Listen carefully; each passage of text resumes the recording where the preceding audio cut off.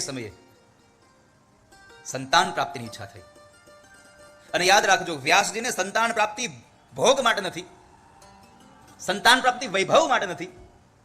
સંતાન પ્રાપ્તિ માત્ર ને માત્ર પોતાના દ્વારા રચાયેલા ગ્રંથોની એનો અધિકારી બને અને પોતાના દ્વારા લખેલા જે ગ્રંથો છે એનો પ્રચાર અને પ્રસાર કરે એટલા માટે. આપણે કહીએ છીએ કે સુખદેવજી મહારાજ જન્મતાની સાથે જ, કથામાં છે, બધા તમે સાંભળ્યું છે કે જન્મતાની સાથે તેઓ જંગલમાં દોડતા ગયા અને એની પાછળ વ્યાસજી દોડતા ગયા. પુત્ર પુત્રેતિ તન્મયતયા તરવોભિનેદુસ. દોડતા જાય છે, હે પુત્ર ઉભો રે, હે પુત્ર ઉભો રે. આપણને કેવું લાગે? આમ વિચારવા જેવી બાબત છે કે આટલા મોટા મોટા પુરાણો લખ્યા અને એ એક સામાન્ય એક સંસારના દીકરા પાછળ દોડે. આ સંભવ નથી. ત્યાં આપણી વિચારધારા કદાચ થોડીક નાની હોઈ શકે. આટલો વિદ્વાન માણસ, જેને પુરાણોને લખ્યા છે, શાસ્ત્રોને લખ્યા છે, વેદનો વિસ્તાર કર્યો છે, અને એ એક સંતાન પાછળ દોડે? ના, એ સંતાન પાછળ નથી દોડ્યા, એક જ્ઞાની વિરક્ત માણસની પાછળ દોડ્યા છે કે જો સુખદેવ જતો રહેશે તો મારા લખેલા ગ્રંથોનું શું થશે, મારા ભાગવતનું શું થશે.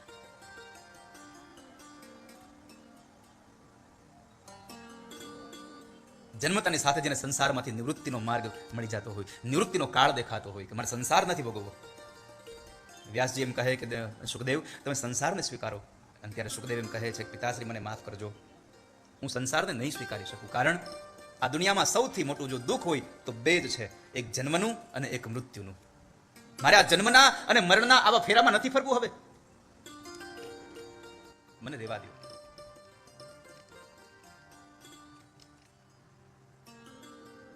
મને જવા દો. અને એ સુખદેવજી મહારાજ જયારે ચાલતા થયા ત્યારે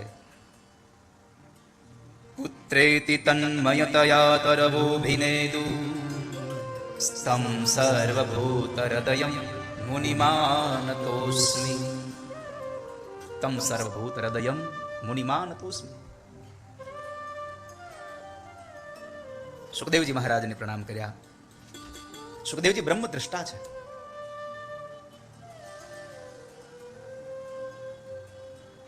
માર્ગ બતાવે એવા માણસ છે.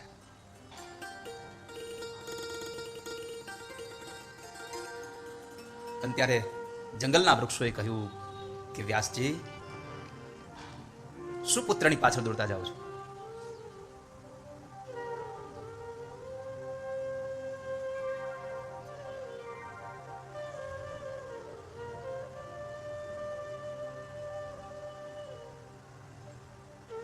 સંતનું પ્રાગટ્ય તો સમાજના હિત માટે હોય છે.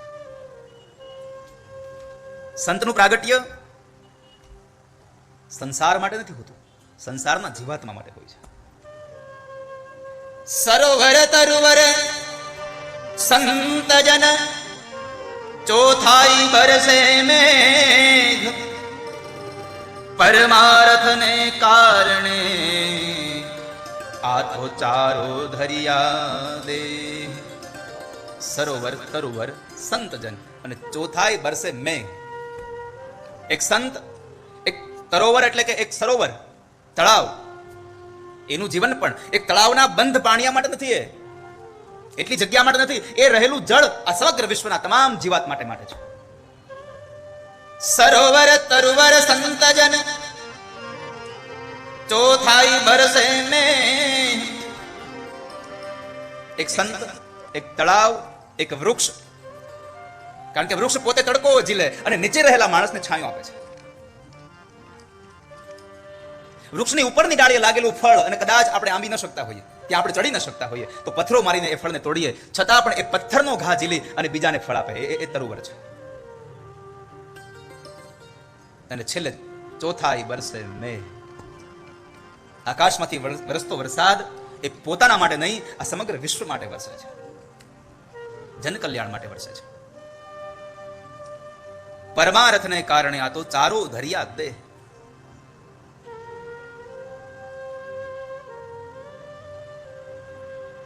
તમે એને જવા દો, એને છોડી દો, એને તમે પકડો નહીં.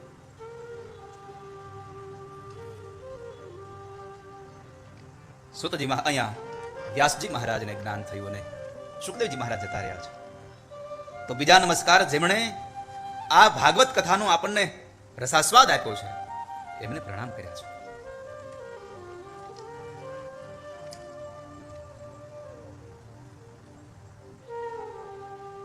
ત્યાર પછી આ કથા નૈમિષારણ્યની પાવન ધરામાં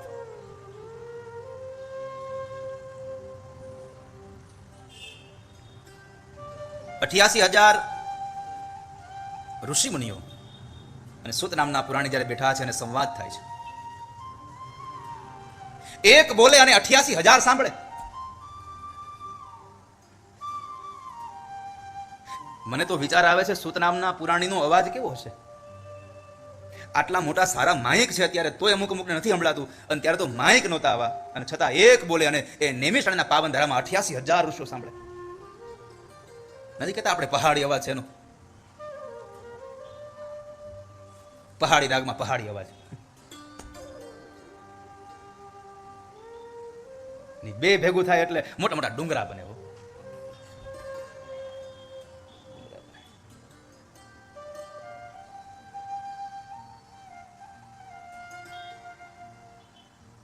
પહાડી રાગ, પહાડી અવાજ, આ બે ભેગા થાય એટલે આપણે તો નાની નાની ઢગલિયું જ લાગીએ.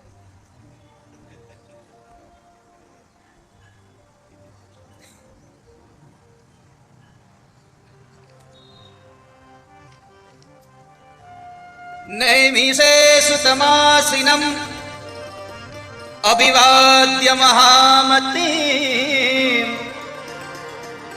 કથામૃત રસાસ્વાદ કુશલ શોનકો બ્રવીત. નૈમિષે સુતમાસિનમ, અહીંયા કથાનો વક્તા કેવો હોવો જોઈએ અને કથાનો શ્રોતા કેવો હોવો જોઈએ એની પરિભાષા બતાવે છે.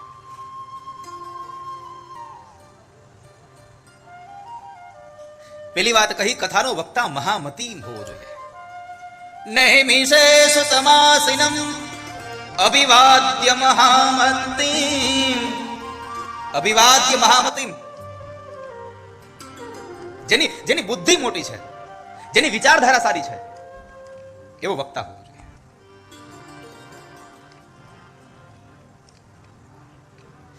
અહીંયા બતાવ્યું સંકુચિત વિચારનો વક્તા ન લેવો કોઈ દિવસ. જેની દ્રષ્ટિ વિશાળ છે. દ્રષ્ટિ વિશાળ એટલે અહીંથી મને આમાંથી ગોંડલની આખી બજાર દેખાય એવી દ્રષ્ટિ નહીં હો. એ તો ચશ્મા પહેરો નમના તોય દેખાય એવું નહીં. નરી આંખે નથી દેખાતું એ પણ જોવાનો જેનો વિચારધારા છે એવો વક્તાને લઈ આવો તમારે. આ આંખથી બાહ્ય દેખાય છે, આ કાનથી બાહ્ય સંભળાય છે, પણ આ આંખ અને આ કાનથી જ્યારે બાહ્યનું દેખાતું બંધ થાય અને અંદરનું દેખાતું સંભળાતું થાય ને, આવો વક્તા તમારે લઈ આવો સાહેબ. આવી વિચારધારા વાળો લઈ આવો.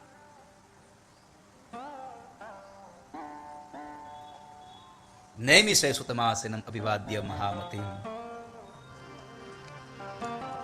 અને વક્તા તો મહામતીમ હોવો જોઈએ, પણ યાદ રાખજો શ્રોતા કેવો હોવો જોઈએ. કથામૃત રસાસ્વાદ, કથાના સ્વાદને પામતો હોય, જેમાં રસ આવતો હોય. અને કથાનો રસ તો અદ્ભુત છે સાહેબ. ભગવાનના નામનો રસ અદ્ભુત છે.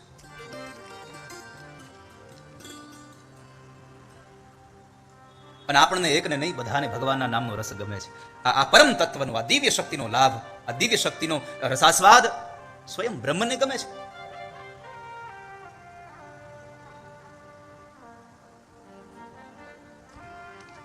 અને એટલે તો કૃષ્ણ કહે છે, ના ભાવે મન માખણ મિશ્રી અબ ના કોઈ મીઠાઈ. ના ભાવે મને માખણ મિશ્રી, ના ભાવે મને માખણ મિશ્રી અબ ના કોઈ મીઠાઈ. મારી જીભડિયાને ભાવે રાધા નામ મલાઈ. મારી જીભડિયાને ભાવે રાધા નામ મલાઈ. વૃષભાનું કિલલી તો ગુડ ધાની લાગે, મને ખારો ખારો યમુના જીરો પાણી લાગે. મને ખારું પાણી લાગે છે યમુનાનું, પણ મને મીઠું કોણ લાગે છે? પેલી રાધાનો રસાસ્વાદ મીઠું લાગે છે. મીઠે રસસે ભરી રાધા રાની લાગે. રાધા મીઠી લાગે, યમુના ખારી લાગે છે. રાધા રૂપાળી લાગે છે, યમુના કાળી લાગે છે. એટલે કહ્યું કથામૃત રસાસ્વાદ કુશલ શૌનકો બ્રવીત. રસાસ્વાદ. અને એક વાર આ રસ પી જાય ને પછી જગતના બીજા બધા રસ એને ફીકા લાગે. એક વાર રસ પી જાય, વધારે નહીં. મેં ગઈકાલે કહ્યું હતું ને કે તમે કોઈકની સાથે જયારે કથામાં જાઓ અને એ કથામાં તમને એટલો આનંદ આવી જાય ને તો બીજા દિવસે તમને જે કથામાં લઈ ગયા હોય ને એની પણ રાહ ન જુઓ, પેલા જઈને ખુરશી પકડી જાઓ, આજ તો મારે બે જવા આગળ. કથાનો રસ જ એવો છે.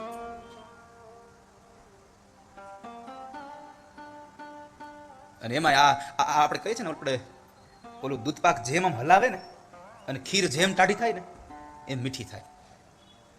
તમને તાજી ખીર ભાવે એના કરતા એક દિવસની વાસી ખીર જો હોય ને ઠંડી ફ્રીજની, એ જે મજા આવે,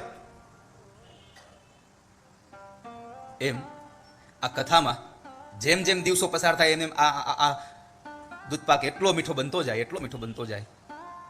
છેલ્લા દિવસે તો એમ થાય કે લ્યો હજી તો ભરાણું નહીં પેટ, તો પૂરું થઈ ગયું, ત્યાં તો સમાપન થઈ ગયું.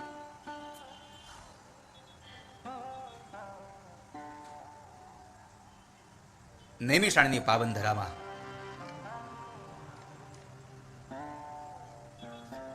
સુત નામના મહાપ્રાણી અને 88,000 શૌનકાદી ઋષિમુનિઓ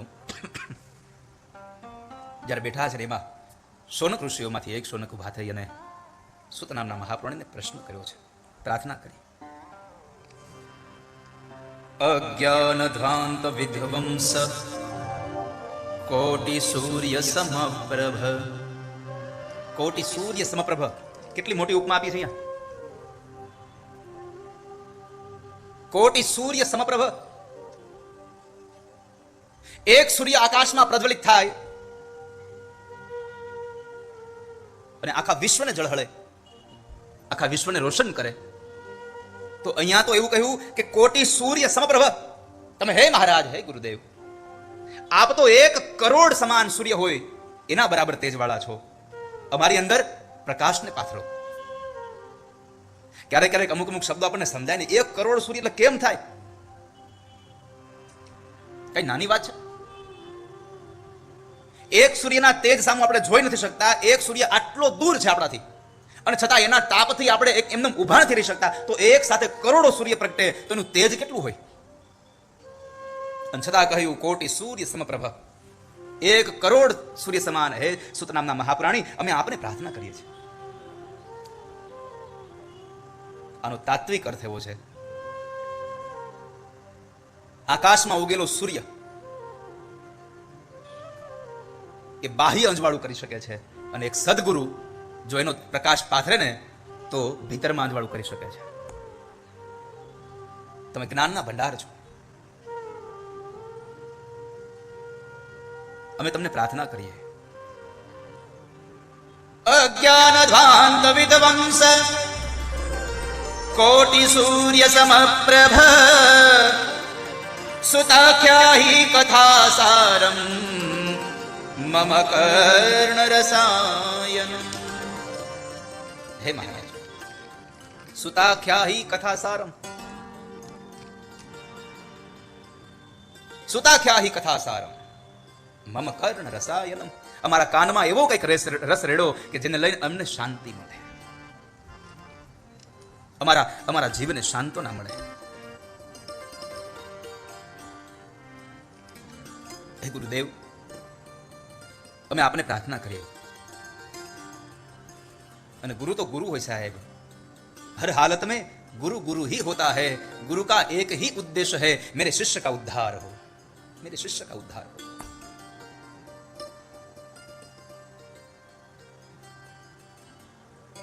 પૂજ્ય ચરણનો એક જ ભાવ હોય, સામેના જીવાત્માનો ઉદ્ધાર કેમ થાય.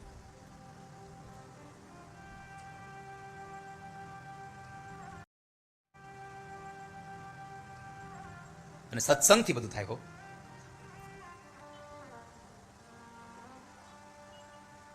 બાપજી, અમે પ્રાર્થના કરીએ છીએ, અમારી અંદર રહેલા આ અજ્ઞાન રૂપી અંધકારને તમે જ્ઞાન રૂપી દીપક પ્રગટાવી અને અમારી અંદર જ્ઞાનનો પ્રકાશ પાથરો. અમે આટલા કથાઓ સાંભળી, આટલા પુરાણોને સાંભળ્યા, પણ અમારા મનને શાંતિ ન થઈ. અમે તમને પ્રાર્થના કરીએ, આ મનની શાંતિ માટે શું કરવું જોઈએ? મનની શાંતિ માટે શું કરવું જોઈએ? એવું કોઈ સાધન બતાવો, અમને શાંતના મળે. બીજી વાત, પવિત્રમાં પણ પવિત્ર કરનારું કોઈ સાધન હોય તો એ સાધન બતાવો અમને. પવિત્ર તો હોય જ. ભાગવતજીના મહાત્મ્યના 6 અધ્યાયમાં કહ્યું છે કે આ દુનિયામાં સુખ કથા જેટલી પવિત્ર છે એનાથી વિશેષ પવિત્ર દુનિયામાં બીજું કશું જ નથી. ન ગંગા, ન યમુના, ન સરસ્વતી, ન નર્મદા. જેટલી પવિત્ર આ સુખ કથા છે એટલું પવિત્ર બીજું કશું જ નથી. સુખ કથા તો સુખ કથા બહુ પવિત્ર છે. અને જેમણે ભગવાનની કથા નથી સાંભળી એને સમજવાનું આપણે માણસ થયા જ નથી. આપણે તો ખાલી બસ આ દુનિયામાં એમને આવ્યા અને જતા રહ્યા.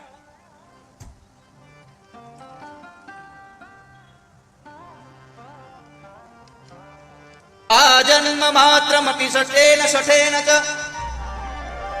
આ જન્મ માત્રમપી એન શઠેન ચ.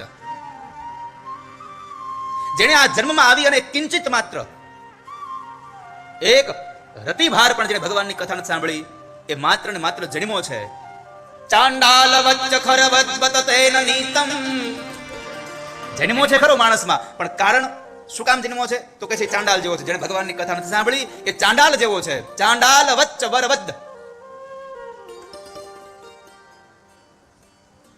ગધેડા જેવો છે, ભાર વહન કરવા આવ્યો છે. ચાંડાલ વચ્ચ ખરવદ, ગધેડાને સંસ્કૃતમાં ખર કહ્યું છે. ગધેડા જેવો છે, માત્ર ને માત્ર સંસારનો ભાર વહન કરવા આવે છે, બીજું કશું કામ નથી. અને સૌથી મોટી વાત, મિથ્યા સ્વજન્મ જનની જની દુઃખ ભાજા. મિથ્યા સ્વજન્મ જનની જની દુઃખ ભાજા. જન્મ થયો એનો મનુષ્યમાં, પણ માત્ર ને માત્ર જો ભગવાનની કથા નથી સાંભળી, ભગવાન પ્રત્યે પ્રેમ નથી જાગ્યો, તો સમજવું માત્ર ને માત્ર એની માને પ્રસૂતાની વેદના દેવા માટે જન્મો છે, બીજું કોઈ કામ નથી એનો દુનિયામાં. આ જન્મ માત્રમપી એન શઠેન કિંચિત. બાપજી, અમને કંઈક એવું સંભળાવો જેથી અમને શાંતિ થાય. એવું કયું સાધન? સૂત નામના પુરાણીએ તત્કાલ જવાબ આપ્યો કે સોનકો, તમારા મનને શાંતિ આપી હોય તો તમે ભાગવતની કથાને સાંભળો. તમે ભાગવતની કથાને સાંભળો. બાપજી, ભાગવત શા માટે? તો એટલા માટે, વેદોપનિષદામ સારાં જાતા ભાગવતી કથા. વેદ અને ઉપનિષદનો જે સાર છે એવી કથા ભાગવત કથા. તમે ભાગવત કથાને સાંભળો. તમે ભાગવત કથાઓને સાંભળતા રહો.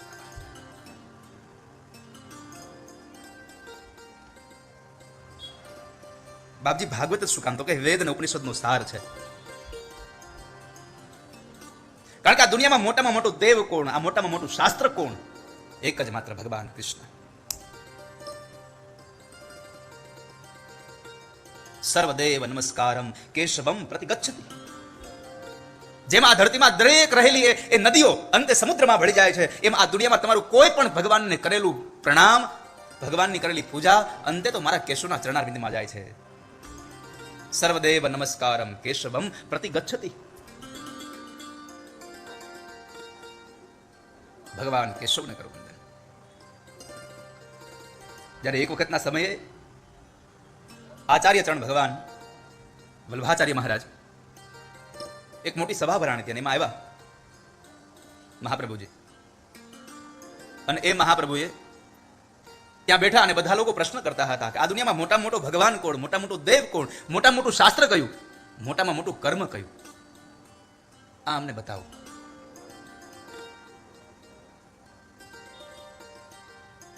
કોઈ જવાબ ના આપી શક્યા ત્યારે આચાર્ય ચરણ ભગવાન મહાપ્રભુજી વલ્લભાચાર્ય મહારાજે કહ્યું, એકમ શાસ્ત્રમ દેવકી પુત્ર ગીતમેકો દેવો દેવકી પુત્ર એવ એકો મંતસ્તસ્ય નામાની યાની કર્મ્યાપેકમ તસ્ય દેવસ્ય સેવા. પહેલી વાત કહી એકમ શાસ્ત્રમ દેવકી પુત્ર ગીત.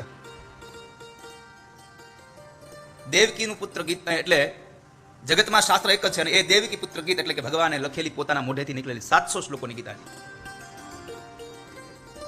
જેમાં 700 શ્લોક ભગવાન એકલા બોલ્યા છે અને પેલો સાંભળે છે.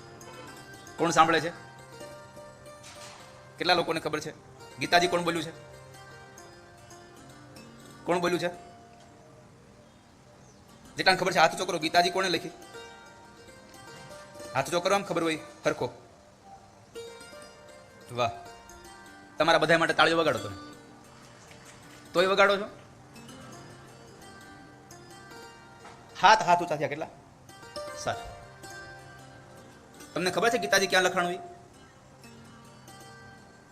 આપણે રીબડાથી અંદર જઈને કોટડા સાંગાણી બાજુ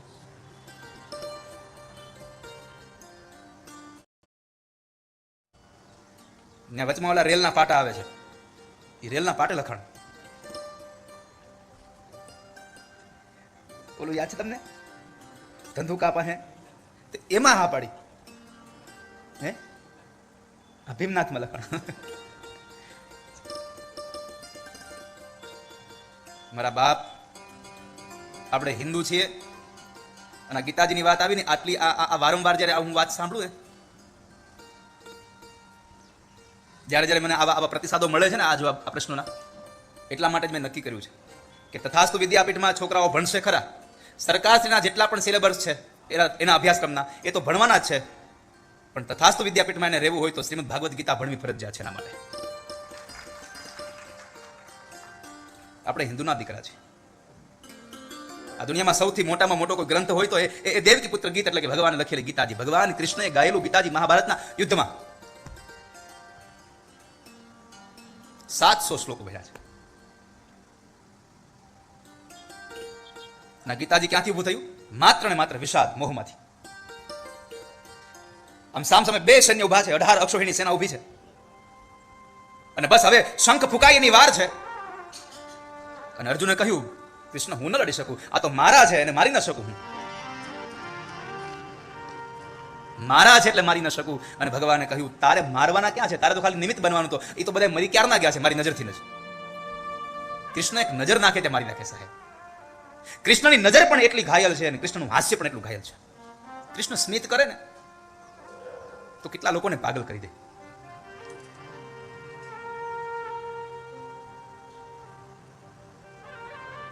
એકમ શાસ્ત્રમ દેવકી પુત્ર ગીતમ એકો દેવો દેવકી પુત્ર એવ.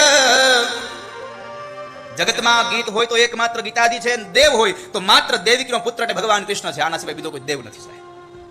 યાદ રાખજો, બીજા ભગવાનની કોઈની આલોચના નથી. કારણ કે હમણાં જ હું ભક્તમાલની કથા સાંભળતો હતો એકવાર, અને એમાં એટલું અદભુત લખ્યું છે, તમે ગમે તે સંપ્રદાયને માનતા હો, ગમે તે ધર્મને માનતા હો, પણ આ દુનિયામાં કોઈ વૈષ્ણવનો ક્યારે તમારે અપરાધ ન કરવો, અને આ દુનિયામાં ક્યારે તમારે કોઈ ભગવાનનો અપરાધ ન કરવો. જ્યારે ભગવાનની કથા થતી હોય ત્યારે બધા લોકો આવીને બેઠા હોય છે. ભાગવત કથા થતી હોય તો આ ભાગવતના પંડાલની અંદર કોઈ પણ જગ્યાએ ભગવાનના અંતરંગ સખા એવા ઉદ્ધવજી આવીને બેઠા હશે. રામચરિત માનસની કથા થતી હોય તો કોઈ પણ જગ્યાએ હનુમાનજી આવીને બેઠા હશે. શિવની કથા થતી હશે તો કોઈ પણ જગ્યાએ માં સતી ભવાની બેઠા હશે. તો રામ કથા હોય તો રામ કથામાં ભગવાન રામની પ્રાધાન્યતા છે, પણ કૃષ્ણ અને શિવને ક્યારે એને અપમાનિત ન કરવા. જો કૃષ્ણ અને શિવને અપમાનિત કર્યા તો એના જે બેઠેલા જે સેવકો છે, એના જે દાસ છે, એ સહન નહીં કરી શકે, એને દુઃખ થશે. અને જો વૈષ્ણવને દુઃખ થયું તો ભગવાન તમને કોઈ દિવસ માફ નહીં કરી શકે, ક્યારેય માફ નહીં કરી શકે. ભગવાન રામ એમ કહે છે કે મારો અપરાધ કરે એને હું છોડી દઉં, પણ મારા ભક્તનો અપરાધ કરે તેને ન છોડું.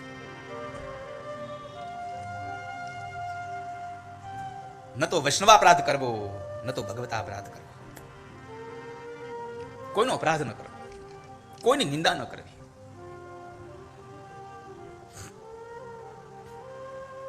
રામાયણનો પ્રસંગ છે. અને યાદ રાખજો, કોઈ વૈષ્ણવનો જ્યારે અપરાધ થયો પછી આ દુનિયામાં કોઈ જગ્યા એવી નથી તમને સાચવી શકે, કોઈ સ્થળ એવું નથી કે તમને સંઘરી શકે. માટે વૈષ્ણવનો અપરાધ ન કરવો. એક વખતના સમયે ભગવાન રામજી સુગંધિત પુષ્પની વેણી બનાવી અને માં જાનકીના માથાના એ વાળમાં વેણી પધરાવતા હતા, વેણી નાખતા હતા, ગુંજતા હતા. અને એ સમયે ઇન્દ્રનો દીકરો જયંત કાગડાનું રૂપ લઈને આવ્યો અને માં જાનકીને એક ચાંચ મારીને ગયો અને ભગવાને એક બાણ સરસંધાન કર્યું. યાદ રાખજો, ભગવાને એમ કહ્યું કે મને કઈ કર્યું હોત તો જવા દે, પણ જાનકીને, મારા સેવકને કઈ, મારા દાસને કઈ કર્યું, મારા ભક્તને કઈ કર્યું, હવે છોડું નહીં એને ક્યારે, એને છોડી ન શકું. ભગવાને એ જ સમયે તત્કાલ એટલો ભગવાનને આવેશ આવ્યો કે ભગવાને બાણને સરસંધાન કર્યું. પ્રેરિત મંત્ર બ્રહ્મ સરધાવા ચલા ભાજી બાયસ ભય પાવા. બાણને સરસંધાન કર્યું. જેમ ભાગવતના 9મા સ્કંદમાં કથા છે અમરીશ રાજાની, દુર્વાસા ઋષિ અપરાધ કર્યો વૈષ્ણવનો, આગળ દુર્વાસા અને પાછળ પેલું સુદર્શન ચક્ર જાય, એમાં અહીંયા પણ એ જ બન્યું, આગળ જયંત જાય અને પાછળ પાછળ ભગવાનનું એ બાણ જાય છે. અને એટલો ભયભીત થઈ ગયો જયંત. આમ તમે જુઓ તો દુનિયામાં ઘણા કાગડાઓ છે. રામ અને જાનકી બે બેઠા હતા, પતિ પત્ની બે પોતાના પ્રેમ રણની વાતો કરે છે, એવામાં જયંત કાગડો આવી, કાગડો બનીને ચાંચ મારી. આ દુનિયામાં ઘણી જગ્યાએ કાગડા છે. પોતપોતાની જાતને પૂછજો કે આપણે કાગડામાં આવીએ છીએ? જો આવતા હોય તો ધ્યાન રાખજો કે રામનું બાણ નીકળી ગયું છે, આપણને આપણા બાપાય નહીં હાચવે.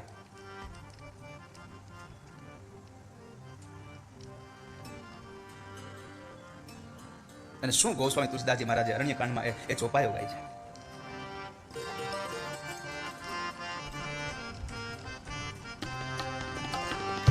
પ્રેરિત મંત્ર બ્રહ્મ સરધાવા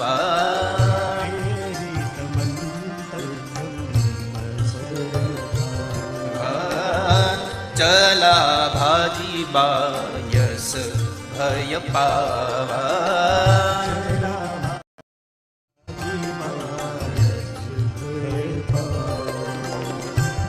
ધરી નિજ રૂપ ગયઉ પિતુ પાહી.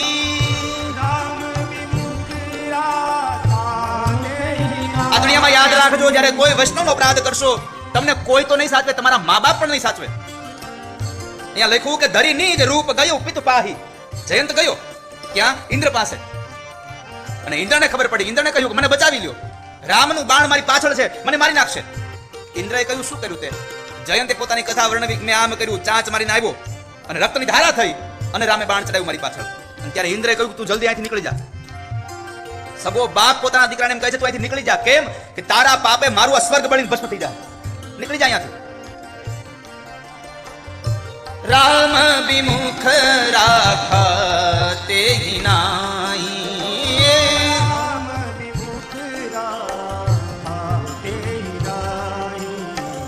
બાપ પણ નહીં સાચવે, કોઈ તમને બેસવા પણ નહીં દે, રામદ્રોહી દે.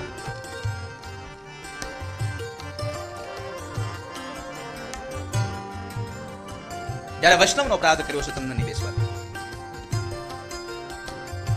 કાહું બેઠન કહાન ઓહી.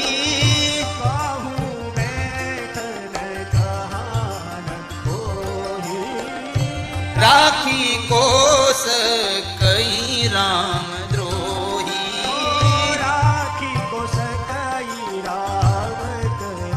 જેને રામનો દ્રોહ કર્યો છે ને બેસવા નહીં દે કોઈ. અને એ સમયે જયારે વૈષ્ણવનો અપરાધ કર્યો, ભગવાનનો અપરાધ કર્યો, તો એના માટે માતુ મૃત્યુ પિતુ સમન સમાના.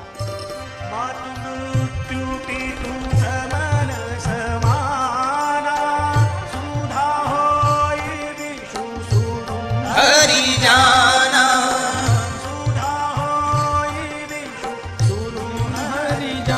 માતુ મૃત્યુ પિતુ સમન સમાના. માં મૃત્યુ બની જશે સમયે, પિતા યમરાજ જેવો બની જાય. અને અહીંયા બન્યો પણ ખરો ઇન્દ્ર કે તું અહીંયાથી જતો રહે, નકર મારું સ્વર્ગ બળી જાય. એક વાત જોવા જઈએ તો ન ખબર પડે આમાં કોઈ કોઈનું હગું નથી. ઇન્દ્ર પાસે આટલી સત્તા હોવા છતાં, આટલો વૈભવ હતો, એને શું થયું? દીકરાને નહીં મારે, મારી સત્તા ન જવી જોઈએ. આ દુનિયામાં કોઈને કોઈ લાગતું વળગતું નથી. આ તો જ્યાં સુધી બધા છે ત્યાં સુધી સ્વાર્થના સગા છે. બાપ કમાય છે, પતિ કમાય છે, ત્યાં સુધી પત્ની કહેશે મારો પતિ, મારો પતિ, મારો પતિ. પછી હું કે તમે હવે એમને રહ્યો ને ખબર પડે નહીં, કાંઈ નહીં, હવે એને ખબર ન પડે. આપણને ખબર ક્યારે પડે ને એ નથી ખબર હજી મને. જુઓ, આપણે નાના બાળક હોઈએ ત્યારે આપણે શું કહીએ? નાનું બાળક હોય એટલે આપણે શું કહીએ? મારો છોકરો જે નાનો છે ને કઈ ખબર નથી પડતી. ત્યારે મા બાપ એમ કે મારો છોકરો નાનો છે ને ખબર નથી પડતી. પરણાવી દઈએ એટલે પત્ની એમ કે તમારા ભાઈને ક્યાં કઈ ખબર પડે છે. આપણે જાહેરમાં નથી કેવું, તમે તમારી જાતને પૂછો કે એકાદી વખત બોલ્યા છીએ આપણે કે કોઈના બેનપણી મોઢે, આડોશી પાડોશી મોઢે તમારા ભાઈ હાવ ભોળા છે, એને કઈ ખબર જ નથી પડતી. હા, પેલા એના મા બાપ એમ કહેતા ખબર નથી પડતી, પછી એની પત્ની એમ કહે છે કે એને કઈ ખબર નથી પડતી, અને ગૌઢો થાય એટલે છોકરા એમ કે મારા બાપાને ક્યાં કઈ ખબર પડે છે. તને ખબર કઈ પડે છે આપણને? ભૈયા જાઉં પછી આ વાક્યને યાદ રાખજો બધા વડીલ.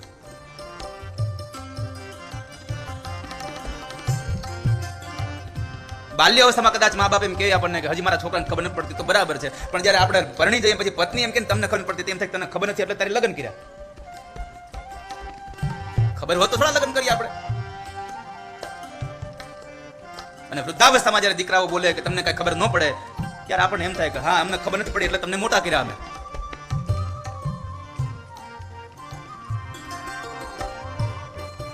મા તો મૃત્યુ પિતુ સમન સમાના, સુધા હોય બિસુ, સુધા હોય બિસુ સુન કરી જાડા. અમૃત પણ એના માટે વિષ સમાન થઈ જાય જ્યારે ભગવાનનો દ્રોહ કરે છે. મિત્ર હોય એ દુશ્મન સમાન થઈ જાય. અને આ જગતની જે ગંગા યમુના જે નદીઓ છે, જ્યારે વૈષ્ણવનો અપરાધ થાય, જ્યારે ભગવાનનો અપરાધ થાય, રામનો દ્રોહ થાય છે, ત્યારે આ જ ધરતીમાં પાવન કરનારી જીવાત્માને પાવન કરનારી ગંગા આપણા સૌ માટે જ્યારે ભગવાનનો દ્રોહ કર્યો છે ત્યારે એની એ જ ગંગા, એ પતિત પાવની ગંગા મારા તમારા માટે વૈતરણી નદી બની જશે.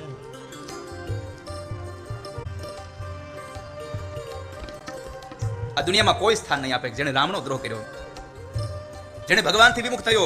જો રઘુબીર વિમુખ સુનું ભ્રાતા, જે ભગવાનથી વિમુખ થયો. અને યાદ રાખજો, આ દુનિયામાં કોઈ ન હાચવે એને મારો નારદ હાચવે, એને સંત સાચવે.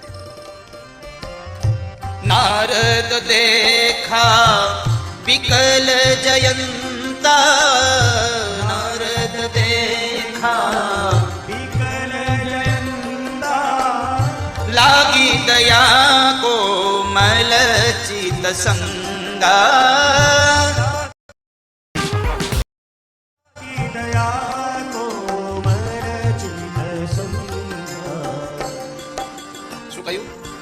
નારદ દેખા વિકલ જયંતા. નારદે જોયા કે આ તો જયંત વ્યાકુળ થયો છે. નારદ એટલે એક માત્ર નારદ એક વ્યક્તિમાં ન સમાવો. નારદ એટલે એનું વ્યક્તિત્વ જુઓ તમે. સાધુ છે. અને નારદ જ્યારે એને વ્યાકુળ જોયો જયંતને, નારદને દયા આવી. લાગી દયા કોમલ ચિત્ત સંગા, લાગી દયા કોમલ ચિત્ત સંગા. એ જયંત શું થયું? કેમ દુઃખી થયું? આટલો બધો વ્યાકુળ કેમ થયો? અને જયંતે પોતાની કથા માંડી પાછી ત્યાં. અને આમ જોવા જઈએ તો આ દુનિયામાં આપણે બધાને કથા જ કર્યા કરીએ. હા, કોઈ સાધુ મળે, કોઈ મોટો માણસ મળે, કોઈ વ્યક્તિ મળે એટલે આપણે એની પાસે સુખ નથી ગાતા. તમે જોજો ક્યારેક કોઈ કીધું કે ભાઈ મારે આ બધો રાજીપો છે, આ બધું બરાબર છે, આપણે તો કે અરે હમણાં તો હાવ કેવું થયું છે ને, ત્યાંથી ચાલુ કરીએ.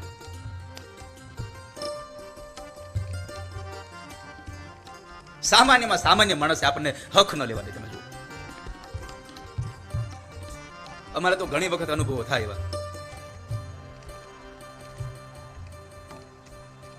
મળે એ ભેગો ચાલુ થાય, બાપા કાંઈક આશીર્વાદ દો ને, માથે હાથ મૂકો, મારા છોકરા માથે હાથ મૂકો, એ ડાયો થઈ જાય. અને વાત સાચી છે, તમારી કેટલી ભાવના હોય છે, તમારી કેટલી શ્રદ્ધા હોય છે.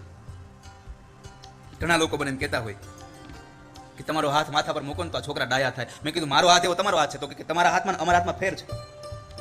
મને એમ કે તમારા હાથમાં અમારા હાથમાં ફેર છે. મેં કહ્યું મારા હાથમાં તમારા હાથમાં ફેર શું? તો કે અમારા હાથમાં કાં તો દાંતડું હોય કાં તો અમારા હાથમાં વેવણું હોય, કાં અમારા હાથમાં હાવણી હોય, કાં અમારા હાથમાં પાવડો હોય. તમારા હાથમાં માળા છે એટલે આ માળાનો પ્રભાવ એટલો છે ને કે હારા હારા ડાયા થઈ જાય. અને મને કદાચ સ્મૃતિમાં સાંભળ્યું છે મેં આપણા સંપ્રદાયમાં કે જ્યારે મહારાજ ગરડામાં વચનામૃત કહેતા હોય, ઉપદેશ કરતા હોય, કથા વાંચતા હોય અને જ્યારે આમ બધા બેઠા હોય એમાં કોઈ સુઈ જાય ને તો મહારાજ છૂટો બેરખો મારતા હોય. સુઈ ગયો એટલે બેરખો મારે.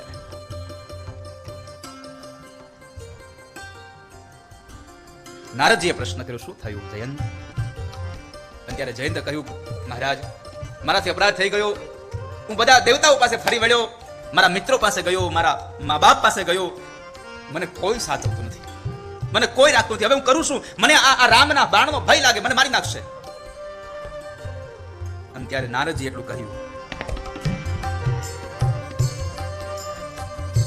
પઠવા તુરત રામ કહી તાહી, પઠવા તુરત રામ પહી જાહી, કહે સી પુકારે પ્રનત હિત પાહી, કહે સી પુકારી પ્રગટ હિત પાહી. જયંત, જેના રામ જે બાણથી તને ડર લાગે છે એ બાણ જેનું છે એના શરણે જા, એની પાસે જા. અને એ સમય નારદજીએ માર્ગ બતાવ્યો, રામના શરણે જા. રામ દયાળુ છે, કૃપાળુ છે, તું એની પાસે જા. અને જયંત ભગવાન રામના શરણમાં આવી અને આર્તનાદ કર્યો, પ્રભુ મને માફ કરી દો. અને ત્યારે ભગવાને જયંતની એક આંખ ફોડી અને એને જવા દીધો હતો. મારો કહેવાનો ભાવાર્થ છે, કોઈ દેવનો અપરાધ ન કરવો જોઈએ. અહીંયા કથાની અંદર અમારા આનંદ સ્વામી અને રાધારામ સ્વામી બધા બેઠા હોય ત્યારે વાત થતી હોય ને ત્યારે એમ કહે કે આપણે આપણું નામ કે આપણી લીટી મોટી કરવા માટે કોઈકની લીટી ભૂંસવી શું કામ? એને આપણે આપણી લીટી મોટી કરવી છે તો કોઈકની લીટી ભૂંસીને કોઈકની લીટીને આપણી લીટી મોટી ન કરાય. એની લીટીમાં આપણે જોઈન્ટ થઈ જવાય, આપોઆપ આપણી લીટી મોટી થઈ જાય સાહેબ. કોઈનું ભૂંસવાથી મોટું નહીં થવાય, કોઈકને વધારવાથી મોટું થવાશે.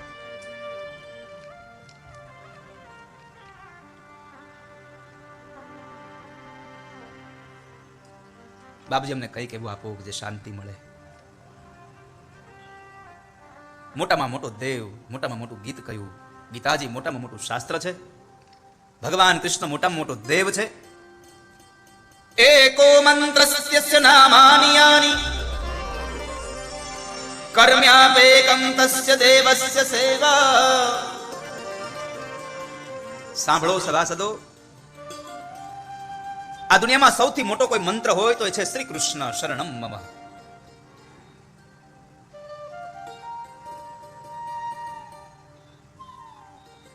મેં કહ્યું ને હમણાં, આકાશાત પતિતોમ તયમ યથા ગચ્છતિ સાગરમ સર્વદેવ નમસ્કારમ કેશવમ પ્રતિગચ્છતિ. આકાશમાંથી પડેલું જળ એ નદીના રૂપમાં વહે છે, પણ જાય છે ક્યાં? સમુદ્ર પાસે. એમ આ દુનિયામાં ગમે તે ભગવાનને તમે વંદન કરો, અંતે જાય છે કૃષ્ણ પાસે, ભગવાન ઠાકોરજી પાસે. મોટામાં મોટો મંત્ર છે શ્રી કૃષ્ણ નામ. અને જગતમાં જો સૌથી મોટામાં મોટું કર્મ હોય તો એ પણ છે નંદ નંદનની સેવા. ઠાકોરજીની સેવા કરજો વાલા, ભગવાનને સેવજો, કૃષ્ણની સેવા કરજો,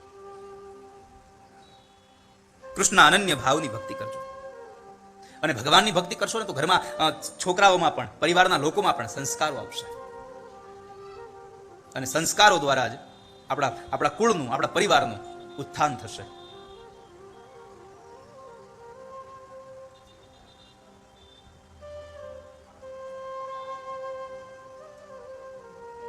સંસ્કારોથી, તમારી મર્યાદાઓથી. કેટલી મર્યાદા, કેટલી આબરૂ. એકવાર જ્યારે મોગલનું રાજ્ય હતું અને એમાં મોગલો સાથે યુદ્ધ કરી અને 2 સિપાહીઓ ઘોડે સવારો આગળ જાય છે અને પાછળ 2,500 સૈન્યો ચાલ્યું આવે છે. મારે આપને વાત કરી છે મર્યાદાની. 2,500 સૈન્ય પાછળ દોડતું આવે છે અને આમ પર્વતોની ગિરી કંદરાઓમાંથી એ 2 ઘોડાઓ જાય છે. એમાં બરાબર એક સાંકડો રસ્તો આવ્યો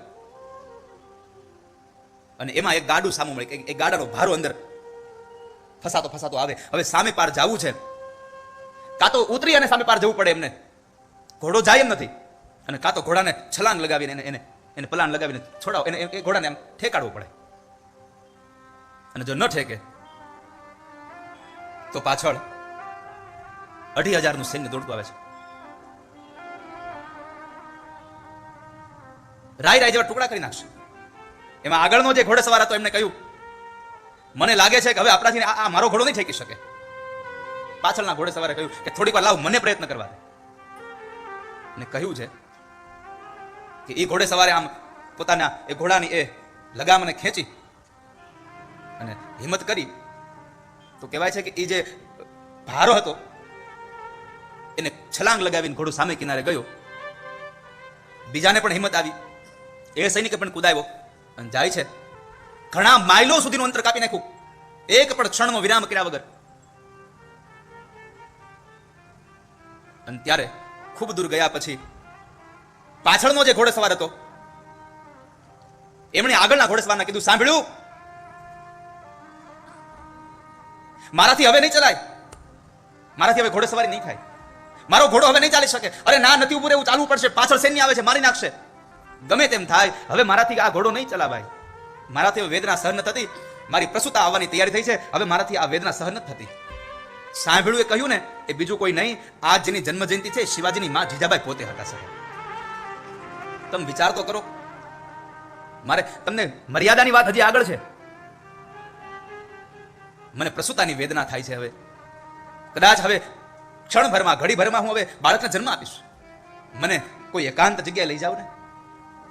ગાઢ જંગલ, ભાંગતી રાતનો મજધાર હતો, અને છતાં પણ સ્ત્રીએ એમ કહ્યું, પોતાનો જ પતિ છે અને છતાં એના પતિને એમ કહ્યું કે તમે મને એકાંતમાં ક્યાંક લઈ જાઓ. આટલી મર્યાદા હોય ને એની ઘરે શિવાજી જન્મે. સાહેબ, નકર પોતાનો પતિ હતો, આજુબાજુમાં કોઈ વ્યક્તિ નહોતો, અને એમને કહ્યું મને કોઈ યોગ્ય જગ્યાએ લઈ જાઓ. પછી કહેવાય છે કોઈ મંદિર હતું, એ મંદિર પાસે લઈ જાય છે અને મંદિરના દરવાજા બંધ કર્યા. અને થોડી વાર પછી એક બાળકને રડવાનો અવાજ આપ્યો, અને અંદરથી અવાજ આવ્યો, ચિંતા કરતા નહીં, હવે એક યોદ્ધાને, એક ભડવીરને મેં જન્મ આપી દીધો છે. જ્યાં આટલી મર્યાદા છે ત્યાં શિવાજી જન્મે છે. સાહેબ, ધનકુખ જીજાબાઈની ત્યાં શિવાજી જન્મા હતા. એ તલવાર કેરી ધાર પણ એણે હિન્દુ ધર્મ રાખ્યો હતો. પડકાર કરતી પુત્રને મરજે સમર મેદાનમાં. એ અમ દેશની એ આર્ય રમણી અમર છે ઇતિહાસમાં. એ વાલા અમર છે ઇતિહાસમાં. કેટલી કેટલી કથાઓ છે. માં ધારે તો શિવાજી બનાવી શકે, માના સંસ્કારથી શિવાજી બની શકાય.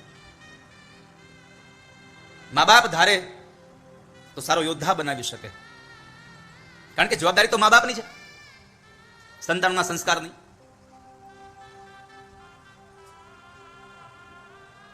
એવું કહેવાય છે કે જીજાબાઈ તો જ્યારે શિવાજી પારણિયામાં હતા ને ત્યારથી અમલની અંદર વિષ ઘોળીને પાતા ને.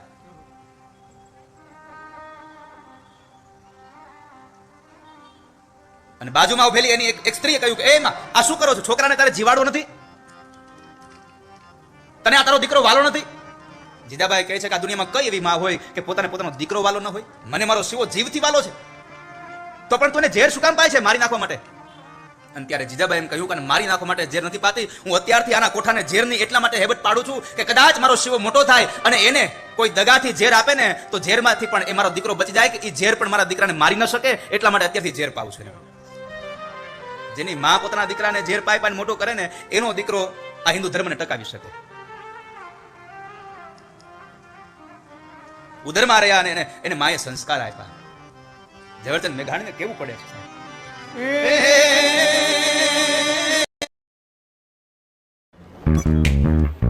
ग्रो करने वालों का नजरिया ही कुछ और होता है.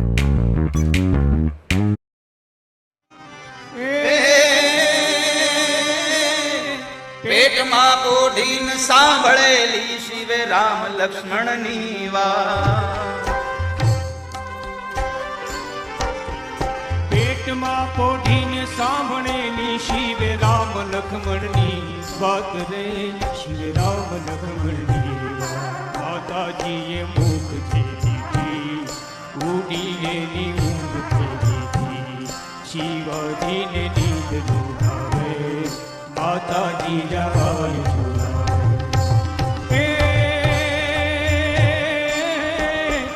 આભમાયું બેલ, આભમાયું ગેલ ચાંદલો ને જીજાબાઈ ને આવ્યા બાળ રે, જીજાબાઈ ને આવ્યા બાળ. બાલુડા ને માતહી જોડે ધણણ ડુંગરા.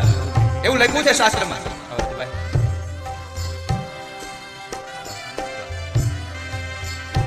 ઓ ખંડનભાઈ, આજે આમની પેલાની કથા મારી અમદાવાદ વિશ્રામ થઈ 18 જાન્યુઆરીથી 24 જાન્યુઆરી, અને એ કથાના નિમિત્ત માત્ર યજમાન અમારે રાજુભાઈ ઠક્કર અને અમારે ખંજનભાઈ. રાજુભાઈ તો અમદાવાદ રહે છે. જુઓ ભગવાનની કથાનો કેટલો પ્રભાવ છે. મેં કહ્યું હતું કે એકવાર સાંભળે અને લત લાગી જાય પછી રહી ન શકાય. રાજુભાઈ તો અમદાવાદથી કથા સાંભળવા આવ્યા છે, ખંજનભાઈ તો મારો દુબઈથી કથા સાંભળવા આવ્યા છે. કાલ રાત્રે 3 વાગે ઉતરો અહીંયા. કથા ચાલુ થઈ ત્યારનું મને કહ્યું હતું કે દાદા મારે એક વખત તો કથામાં આવવું પડશે હો. એકવાર આ રસ પીવે ને એને પછી રહી ન શકાય. અને સાથે સાથે આ કથા 24 તારીખે અહીંયા વિશ્રામ થશે.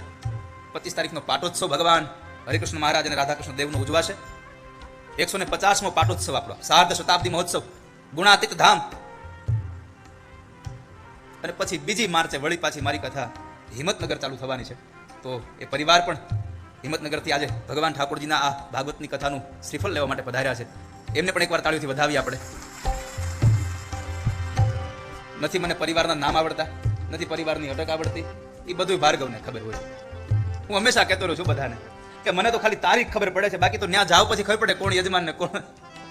બધું મારો ભાઈ નાનો ભાર્ગવ છે, મારે એ સંભાળે બધું. હું અને આમાં સંગીત વાળા અમને બધાને તારીખ આપે તે ખબર પડે કે અમારા તારીખ છે.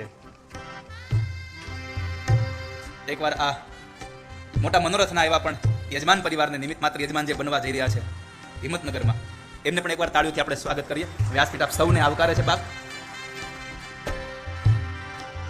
ફરીવાર ગાઈએ. આવો આભમાં ચાંદલો ને જીજાબાઈ ને આવ્યા બાળ રે, જીજાબાઈ ને આવ્યા બાલુડા ને માતી જોડે ધણણ ડુંગરા ડોલે, શિવાજીને નીંદ રૂનાવે, માતા જીજાબાઈ ઝૂલ. અને યાદ રાખજો, જીજાબાઈએ ઝુલાવતા ઝુલાવતા કોઈ જ નથી કીધું હુઈ જા તારો બાપ બાગડો આવ્યો. બાપને જ બાગડો બનાવે, એની ઘરે શિવાજી ન થાય.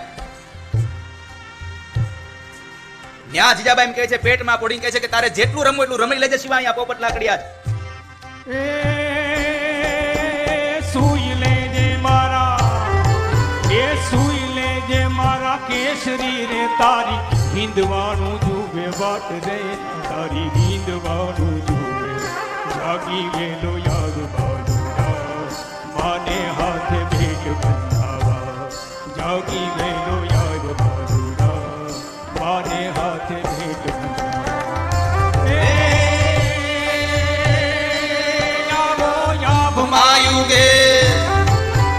આભમાયું ગેલ ચાંદલો ને જીજાબાઈ ને આવ્યા બાળ રે, જીજાબાઈ ને આવ્યા બાલુડા ને માથુથી જોડે ધણણ ડુંગરા ડોલે. આજ શિવાજી ને નીંદ રૂનાવે, માતા જીજાબાઈ ઝુલાવે. તો જેના પતિ પત્નીના સંસ્કારો એની મર્યાદા છે, એના ઘરે શિવાજી જન્મે છે સાહેબ. એને ત્યાં આવો સપૂત જન્મે. મારો કહેવાનો ભાવાર્થ એટલો છે કે કર્મમાં સૌથી જો કોઈ મોટું હોય તો એ નંદ નંદનની સેવા છે, ઠાકોરજીની સેવા છે, સત્સંગ છે. હે શૌનક, તમે ભાગવતની કથાને સાંભળો. મહારાજ અમે ક્યાં જઈએ સાંભળવા, ઠાકોરજીની કથા તમે જ સંભળાવો. પણ ત્યારે સુત નામના મહાપુરાણી એ કથાને કહેવા માટે તૈયાર થયા છે. અને શું કામ કહે છે તો મેં આગળ કહ્યું તમને, રસાસ્વાદ કુશલ શોનકો બ્રવીત. કથામૃતમાં જેને જેને ભાવ જાગ્યો છે, જ્યારે શ્રોતા ભાવુક બને ને ત્યારે વક્તામાંથી ભાવ ઓટોમેટિક નીકળતો જાય સાહેબ. મેં ગઈકાલે કહ્યું હતું ને કે કથા કેટલી જમાવી તમારા હાથમાં છે.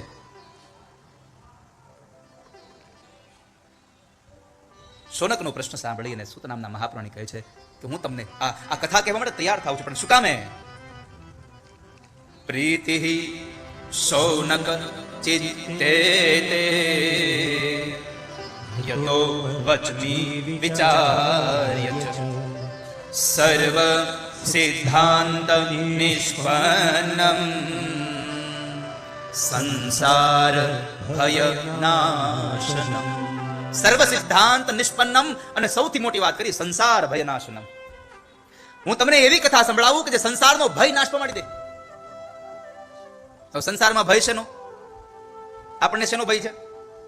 કે મારું ભેગું કરેલું આ નાણું મારા છોકરો ક્યાં વાપરશે, મારો પૈસો ક્યાં જશે, હું ગુજરી જાય પછી અમારા મકાનનું શું થાય? આપણને એનો ભય છે.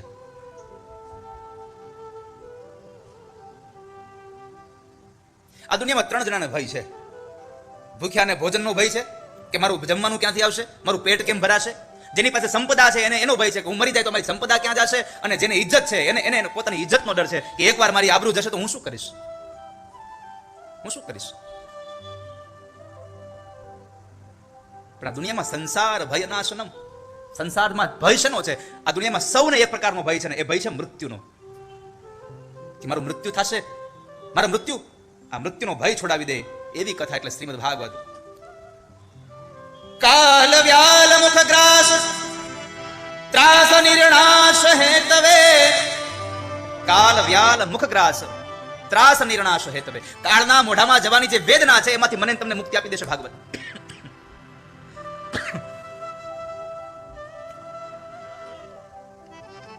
કાલ વ્યાલ મુખ ગ્રાસ ત્રાસ નિર્ણાશ હેતવે. અને ક્યારે મળશે? શ્રીમદ ભાગવતમ શાસ્ત્રમ કલૌકિરેણ ભાષિતમ. કલૌકિરેણ ભાષિતમ. જ્યારે તમે ભગવાન ભાગવતની કથા સાંભળી હશે ત્યારે તમને એ કાળના મોઢામાં જવાની વેદના નહીં થાય. મારા શબ્દો પર ધ્યાન રાખજો. સંસાર ભય નાશનમ, પણ કહ્યું કાલ વ્યાલ મુખગ્રાસ ત્રાસ નિર્ણાશ હેતવે. તમને મૃત્યુમાંથી ભાગવત કે ભગવાનનું ભજન નહીં છોડાવી શકે.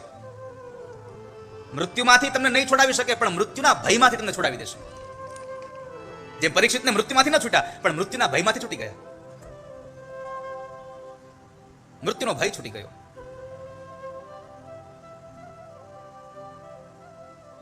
સર્વ સિદ્ધાંત નિષ્પન્નમ સંસાર ભય નાશનમ.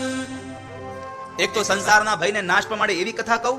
બીજી વાત, ભક્ત્યોગ વર્ધનમ યચ્ચ કૃષ્ણ સંતોષ હેતુકમ તદહમ તે વિદાસ્યામિ સાવધાનતયા.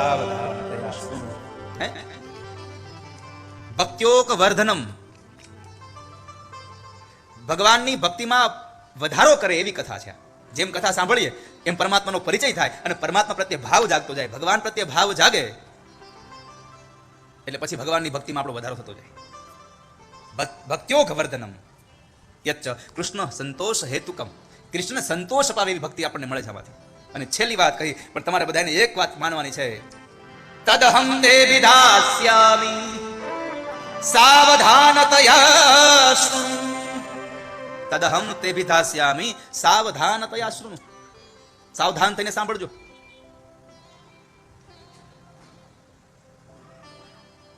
કારણ આ ભાગવતની કથા એવી છે કે એમાંથી કઈ છોડ્યા જેવું નથી. ફળ ચોક્કસ છે, પણ આ તો કલ્પવૃક્ષનું ફળ છે. આંબાનું ફળ કેરી મીઠી હોય પણ એમાંથી ઘણું બધું મૂકી દેવા જેવું, એની છાલ જવા દેવાની હોય, એની ગોઠલી જવા દેવાની હોય, એમાંથી માત્ર રસ જ પીવાનો હોય. આમાં તો ગોઠલી નથી, રસ, ગોઠલી પણ નથી, છાલ પણ નથી, નકરો રસ ભર્યો છે આમાં. આમાંથી કાઢવા જેવું કાંઈ નથી. આ તો દ્રાક્ષ જેવું ફળ છે, આમાંથી કાંઈ કાઢવા નથી. દ્રાક્ષને એની છાલે ખાઈ જવાની છે, અંદરની રહેલા એના એ રસને પણ પી જવાનો છે. બાપજી, આપ જ કથા સંભળાવો. અને સુત નામના મહાપુરાણી એમ કહે છે કે હે શૌનક, આ દુનિયામાં ભાગવત એક એવું છે કે જે મૃત્યુના ભયમાંથી છોડાવે. મૃત્યુમાંથી નહીં, મરવું તો પડશે. જો મરવું તો પડશે જ. આ શરીર ધારણ કરીને આવ્યા છીએ, જવાનું તો ખરું જ, એમાં સંશય નથી. કોઈને એમ હોય કે હું નહીં મરું, ના, આ દુનિયામાં કોઈ અમર પટોલે નથી આવ્યું. સૌથી મોટો દાખલો તમને દઈ દઉં. મહાભારતમાં દાદા ભીષ્મએ મૃત્યુને પોતાના વશ કર્યું હતું. પોતાના વશમાં મૃત્યુને કર્યું કે હું કહું એમ તારે કરવાનું. અને છતાં પણ જેના વશની અંદર મૃત્યુ છે, જેના વશમાં કાળ છે, એને પણ જો મરવું પડ્યું હોય તો આપણે તો સામાન્ય એવા મનુષ્ય છીએ, મરવું જ પડશે. મરવું જ પડશે. સંશય નથી એમાં. અને એટલા માટે પછી જ્યારે મરવાનો વારો આવશે ને, ત્યારે બીજી વાત મારી યાદ રાખજો, તમારું કાંઈ કામ નહીં આવે. નહીં તમારો પૈસો કામ આવે, નહીં તમારું ભણતર કામ આવે, નહીં તમારું ગણતર કામ આવે, બધું પડ્યું રહેશે. કેવલ કામ આવશે તમારું કરેલું હરિભજન, તમારું કરેલું ભજન કામ આવશે, બીજું કશું જ કામ નહીં આવે.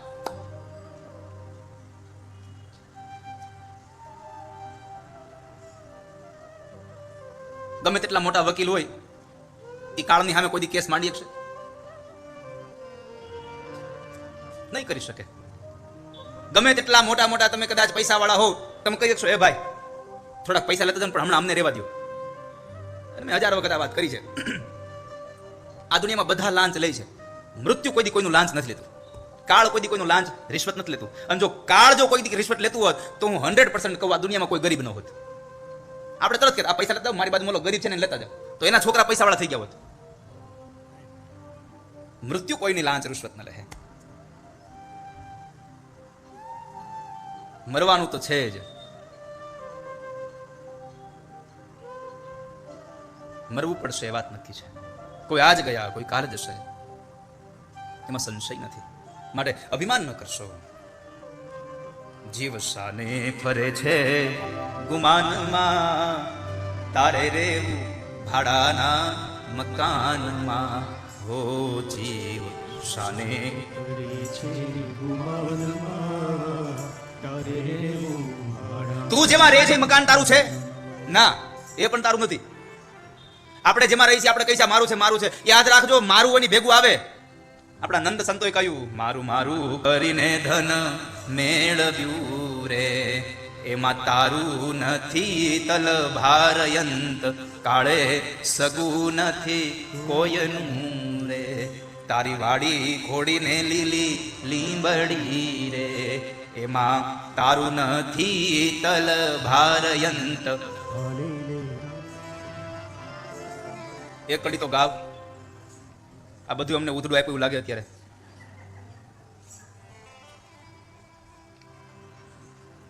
એમાં તારું નથી તલ ભારયંત. કેટલા લોકોને ખબર છે અંતકાળે સગું નથી? એમ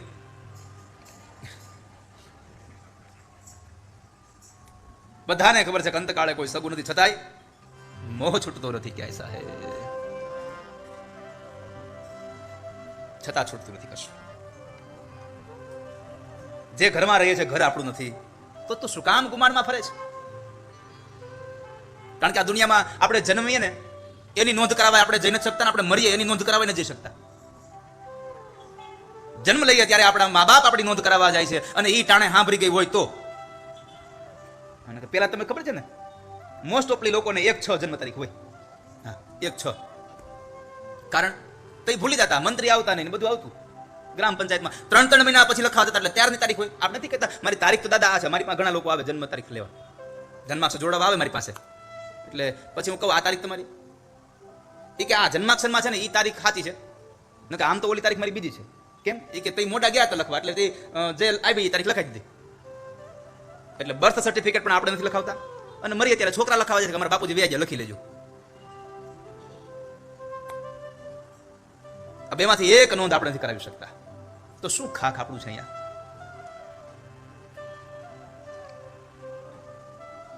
અને છતાંય આપણે આને આપણું જ કહીએ, આપણું જ કહીએ. પણ કોઈક ગુરુ આવશે જ્યારે જાણે કોઈ દિવસ મરવાનો ન હોય ને એવો આમ રોફ જમાઈને બેઠો હોય. એ રાખે એવો રૂબાબ જાણે મોટો નવાબ, રાખે એવો રૂબાબ જાણે મોટો એ રાખે એવો રૂબાબ જાણે મોટો નવાબ.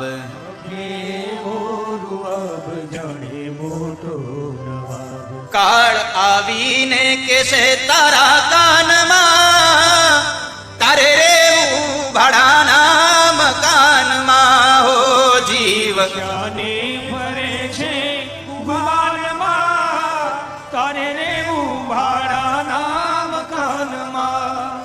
એ લેશે જમડા ઝાલી કરોપડમાં ખાલી. એમના દૂતો આવીને પકડી જશે આમ. પછી કેવા હે, એ તો આપણા સાહિત્યકારો ને આપણા બધા, એ તો આપણે ખાલી હાસ્ય માટે એમ કહીએ કે ઓલા ડોશીમાં જતા હતા ગામમાં છાણા લેવા, કમરથી વાંકા વળી ગયા હતા, આંખે દેખાતું નહોતું, અને છેલ્લે આમ આમ આખો ઓલો ટોપલો ભરાઈ ગયો છાણનો, કોઈ માથે નહોતું ચડાવતું. તઈ માજી એમ બોલ્યા કે હવે તો કાળે નથી આવતો, નકરે વહી જાવ. અને માજીને બિચારાને અંતરમાંથી નીકળી ગયું કાળ. કાળ એટલે મૃત્યુ નથી આવતું. અને એ સમય બરાબર યમરાજ આવ્યું, બરાબર હાલો માજી. માજીને હાથ એકની જીભ નીકળી ગઈ. એ કે આ તો હાથી ના આવ્યા. તે માજી આમ દુખણા જાય, હરે હારું ચૂલ્યો આવ્યા, આ ટોપલો ચડાવતા જાવ.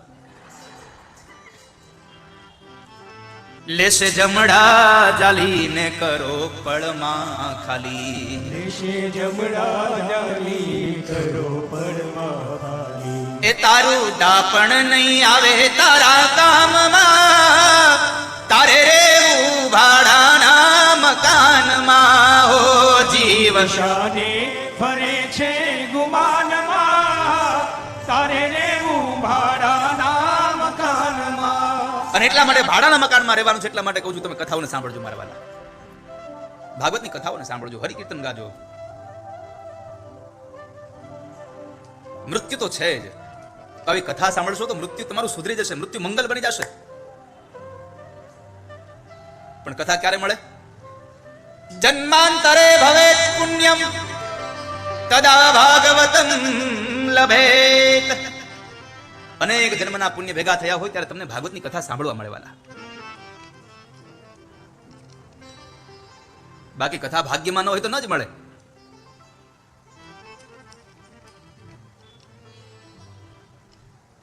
પોથી યાત્રા થતી હોય બાજુમાં કે એક બંદૂક પડે, ભડે કાનમાં ધાક પડી જાય. તમારા જ બોલે, બીજું કઈ અવાજ જ ના આવે. નકરું છા કરે. હાથ દી સુધી કથા અહીંયા આખું ગામ હિલોળા લે. ઓલો મૂંગો થઈને બેઠા કરે, જોયા કરે, મોઢે માછી ઉડાડા કરે. ખાલો કઈ નહીં, ગમે એટલું સાઉન્ડ એના કાનમાં વગાડો ને, એને બીજો જ અવાજ આવે કંઈક. અને પછી બરાબર જ્યાં 7મે દિવસે કથા પૂરી થાય ને વળી પાછી પોથી નીકળે, વળી કોકને હુરાતન ચડે તે યજમાનના કાન પાસે ભડીંગ પડે, તે વળી ઢોલ સંભળાય પાછા. પેલા ઢોલ સંભળાના, છેલ્લે ઢોલ સંભળાના. કથા તો સંભળાણી જ નહીં. કારણ જન્માંતરે ભવેત પુણ્યમ તદા ભાગવતમ લભે. ભાગ્યમાં ન હોય તો ભાગવત ન સાંભળી શકાય. અને એ સમયે ભાગ્ય પણ હોય, પણ હારે મારા હરિની કૃપા ન હોય તો પણ ન થાય. રામની કૃપા વગર કશું ન થાય. અતિ હરિ કૃપા જાહી પર હોહી, પાઉં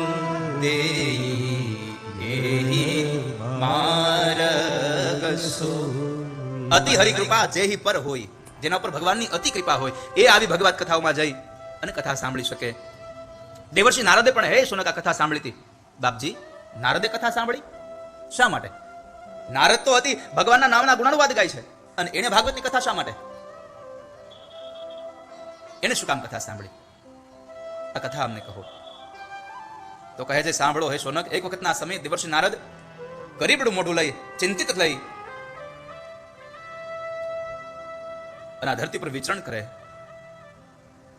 અને બદ્રિકાશ્રમમાં બરાબર આવે. અને ત્યારે સનત કુમારો સામા મળે, અને સનત કુમારે પ્રશ્ન કર્યો, કથમ બ્રહ્મદીન મુખ કુતશ્ચિંતાતુરો ભવાન ત્વરિતમ ગમ્યતે પુત્ર કુતશ્ચાગમનમ તવ. હે નારદ, તમે દુખી, હરિકાદાસ કભી ન ઉદાસ. આ તમે દુખી થયા? શું થયું તમને? તમારી ચિંતાનું કારણ શું છે? અને યાદ રાખજો કે સાધુ મહાપુરુષ જ્યારે દુઃખી થાય ત્યારે સમજવાનું પોતાના માટે દુઃખી નહીં, આ સમાજના કોઈ જીવ માટે જ દુઃખી થયા છે. શું થયું તમને? ક્યાંથી આવો છો ને ક્યાં જાઓ છો? ત્વરિતમ ગમ્યતે કુત્ર કુતશ્ચાગમનમ તવ. ક્યાં જાઓ છો તમે?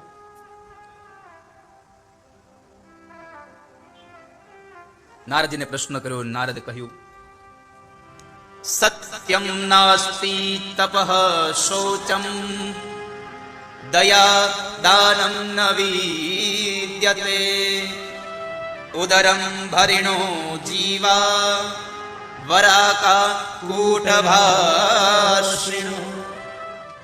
આ દુનિયામાં સત્ય નથી રહ્યું. સત્યમ નાસ્તિ તપઃ શૌચમ દયા દાનમ ન વિદ્યતે. આ દુનિયામાંથી પવિત્રતા જતી રહી છે. આ દુનિયામાંથી તપ જતું રહ્યું. આ દુનિયામાંથી દાન જતું રહ્યું છે. આ દુનિયામાં માત્ર ઉદરમ ભરીનો જીવા વરા કાહા કુટ ભાષિણ. માત્ર ને માત્ર આ દુનિયામાં પેટ ભર્યા લોકો રહ્યા છે, અને એ પણ કુટ ભાષિણ. પોતાના પેટ ભરવા માટે સારું સારું બોલે, પોતાની લાલચ માટે કોઈકને બોલાવે, પોતાની લાલચ માટે કોઈકને જમાડે. આપણે જુઓ આવા પ્રસંગો કરીએ, કેટલા રૂપિયાની આપણે થાળીઓ હોય છે. 150 રૂપિયાથી લઈ લઈને 1500 2000 રૂપિયાની થાળી. આમ તમે જુઓ ક્યારેક તો અમુક તો એક થાળી 5 લાખ રૂપિયાની હોય. 5 લાખની થાળી અન્ન વેચાવા માંડ્યું. હવે તમને થાય 5 લાખની આ થાળીમાં આવતું શું છે? તમે કોઈ દી ખાધી?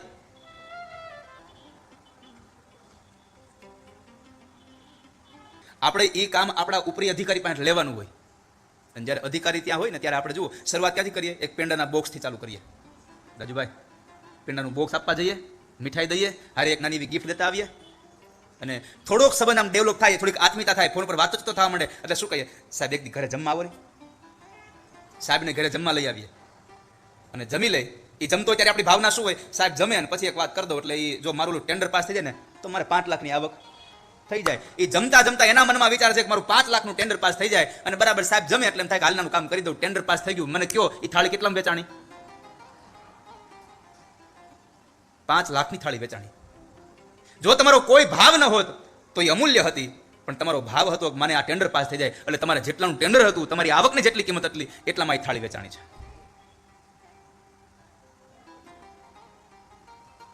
આ દુનિયામાં ઉદરમ ભરીનો જીવા, પેટ ભરા લોકો રહ્યા છે. માત્ર આળસુ લોકો થયા છે. અને આપણી આળસ તો આપણને ખબર જ છે. આમ 2 જણા એક સોફે બેઠા હોય, એકને પાણી તરસ લાગે, શું કે પાણી ભરતા? બોલો, આટલી આળસ ઘરી ગઈ. આ કલીનો પ્રભાવ છે. અરે કદાચ સમજો અહીંયા છોકરો બેઠો હોય કે એ તો બરાબર છે, પણ પતિ પત્ની બે આમ ટીવી જોતા હોય, એસી ચાલુ હોય, ટીવી આમ મોટી સ્ક્રીન પર આમ ટીવીમાં સરસ મજાનું મૂવી ચાલુ હોય, અને બરાબર પતિ આમ જરાક ઊભો થાય અને આમ રસોડા બાજુ ગયો, જરાક અવાજ આવે ને હું કે પાણી પીવા ગયા? હા, એ તો ભરતા આવજો કારવાર. પત્ની પતિને ચીંધે લ્યો. શાસ્ત્રમાં કીધું છે કે પતિ પાસે સેવા કરાવી એ પાપ છે પત્ની માટે. હા, તમારો પતિ સામેથી લેતો આવે તો વાંધો નથી, અને પાપ છે એ મારા શબ્દો નથી, ભાગવતના 3જા સ્કંદની કથા છે. દેવહૂતિ ને કરદમ ઋષિ જ્યારે મનુ મહારાજ અને શત્રુપા રાણી પોતાની દીકરીને લઈને આવ્યા, હજી લગ્ન થયા નહોતા. યાદ રાખજો, માત્ર ખાલી નક્કી કરવા આવતા હતા કે મારે આ ઋષિ સાથે પરણવાનું છે. અને જ્યારે આવે છે ત્યારે કરદમ ઋષિ આસન આપ્યું ને તો દેવહૂતિ આસનનો સ્વીકાર ન કર્યો કે મારે આસન ઉપર ન બેસાય, આ મારો ભાવિ પતિ છે, અને મારા ભાવિ પતિ પાસે જો સેવા કરાવું તો હું પાપની અધિકારી બનું. બીજી બાજુ પણ ખાંડાની ધાર હતી કે મારો ભાવિ પતિ છે ને એને આજ્ઞા આપી છે કે આસન પર બેસી જાવ, ન બેસું તોય પાપ થાય. તો કરવું શું? આસનની બાજુમાં બેસી ગયા અને પોતાનો જમણો હાથ આસન પર પધરાવ્યો, ન સેવા કરાવી, ન એની આજ્ઞાનું ઉલ્લંઘન કર્યું. ત્યારે એના ઘરે ભગવાન કપિલ નારાયણ પ્રગટે, આમનામ ન પ્રગટે સાહેબ.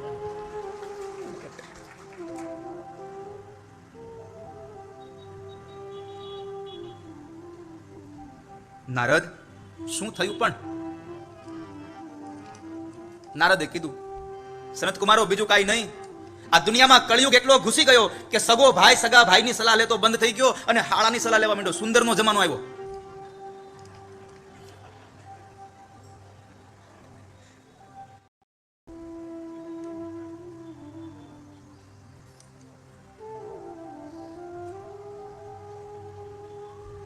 ઉદરમ ભરીણો જીવા વરાકા કોટભાષિના. સ્ત્રીઓનું રાજ આવ્યું છે. કન્યાનો વિક્રય થાય છે આ દુનિયામાં.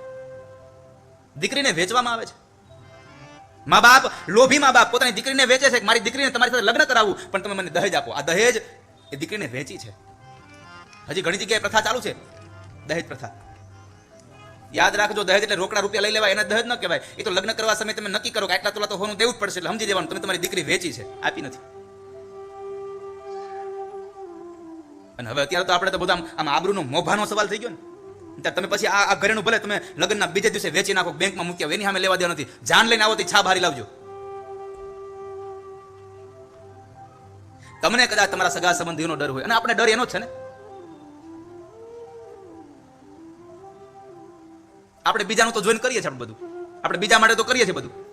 તમે જુઓ, આપણે ઘરમાં હોય ત્યારે સાચું કહેજો બેનો, ઘરમાં હોય ત્યારે કોઈ દિવસ નવી હાડી પહેરી નાટા માર્યા નહીં.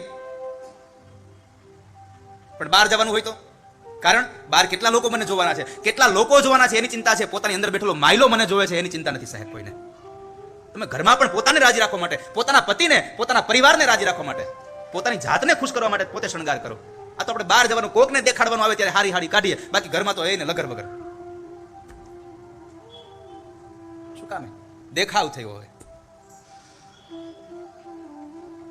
નારદ, થયું છે શું એ તો કહો. અને નારદજી કહ્યું કે સાંભળો, હું જ્યારે આ ધરતી પર ચાલતો જતો હતો અને એ સમય બરાબર યમુનાના ઘાટ ઉપર ચાલતો ગયો, અને ત્યારે મેં ભગવાનની એક લીલા જોઈ. યમુનમ તટમાપન્નો યત્ર લીલા હરેરભૂત. મેં ભગવાનની એક લીલા જોઈ. શું જોયું નારદ? તો કહે છે હું ચાલતો જતો હતો અને એવાની અંદર બરાબર એક યુવાન સ્ત્રી પોતાના ખોળાની અંદર બે વૃદ્ધ પુરુષોના મસ્તક રાખીને રડે છે, અને એમણે મને પ્રાર્થના કરી, ભો ભો સાધુ ક્ષણમ તિષ્ઠ. કેટલી વાર ઉભું રહેવા માટે કહ્યું? ભો ભો સાધુ ક્ષણમ તિષ્ઠ. એક ક્ષણ માટે રોકાઈ જાવ. કારણ સાધુની એક ક્ષણ પણ માણસનું જીવન સુધારી શકે છે સાહેબ. એનો સમય વધારે લેવાની જરૂર નથી. ભો ભો સાધુ ક્ષણમ તિષ્ઠ મત ચિંતા અપિનાશય. યુવાન સ્ત્રીએ પ્રાર્થના કરી કે હે સાધુ, એક ક્ષણ માટે રોકાઈ જાવ, અને મારી પ્રાર્થના એ છે કે તમે બધાના દુઃખ દૂર કરો છો તો મારું દુઃખ દૂર નહીં કરો. મત ચિંતા અપી નાશય. તમે બધાના દુઃખ દૂર કરો છો તો મારું દુઃખ દૂર નહીં કરો. મારી પ્રાર્થના છે આપને. અને એ જ ક્ષણે, કારણ કે નારદજી એવા વેશમાં છે, અને માત્ર કપડા પહેરી લેવાથી સાધુ ન થવાય, સ્વભાવ સાધુનો હોવો જોઈએ. અને સાધુનો સ્વભાવ કેવો? તો રામચરિત માનસમાં ગૌસ્વામી તુલસીદાસજી લખે છે, સરલ સ્વભાવ નમન કુટિલાઈ. સરળ સ્વભાવ નમન કુટિલાઈ. સાધુ કોને કહેવાય? તો કહે છે જથા લાભ સંતોષ સદાય. જે મળ્યું છે એમાં સંતોષ છે એ સાધુ છે. પરમાત્માએ જે સ્થિતિ આપી છે એમાં સંતોષ છે એ સાધુ છે. જથા લાભ સંતોષ સદાય. નારદજીએ કહ્યું કે સ્ત્રીએ મને ઉભો રાખ્યો, હું એની નજીક ગયો, મેં પ્રશ્ન કર્યો, તું કોણ છે, શા માટે રડે છે, અને આ તારા ગોદમાં સુતેલા બે વૃદ્ધ પુરુષો કોણ છે? ત્યારે સ્ત્રી કહે છે કે મહારાજ, મારું નામ ભક્તિ છે, અને અમારી ગોદમાં સુતેલા અમારા બે દીકરા જ્ઞાન અને વૈરાગ્ય છે. નારદજીને આશ્ચર્ય લાગ્યું કે મા યુવાન અને દીકરા વૃદ્ધ. હા, આ કલીનો પ્રભાવ છે. મા યુવાન છે ને દીકરા વૃદ્ધ છે.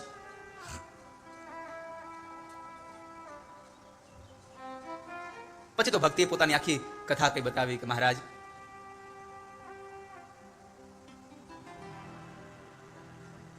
દ્રવિડ દેશમાં હું ઉત્પન્ન થઈ, કર્ણાટકમાં મારી વૃદ્ધિ થઈ, મહારાષ્ટ્રના અનેક પ્રાંતોમાં ફરતી ફરતી હું ગુર્જરમાં આવી, અને ગુર્જરમાં હું જીર્ણ થઈ. ગુર્જરે જીર્ણતામ ગતા. ગુર્જરમાં હું જીર્ણ બની. જીર્ણ એટલે હવે વૃદ્ધાવસ્થા, મરવાનો સમય આવ્યો. આમ જોવા જાવ તો કોરોના ગુજરાતમાં આવ્યો છે. ગુર્જરે જીર્ણતામ, એનું અહીંયા અષ્ટતમ કેશવમ. પણ છતાં પણ ભલે એનું હજી એનો પ્રભાવ છોડે નહીં. કાદવ હોય અને કાદવને તમે સાફ કરી નાખો ને તો એ જગ્યા સાફ થઈ જાય, પણ વાતાવરણમાં થોડીક એની સ્મેલ તો રહે જ.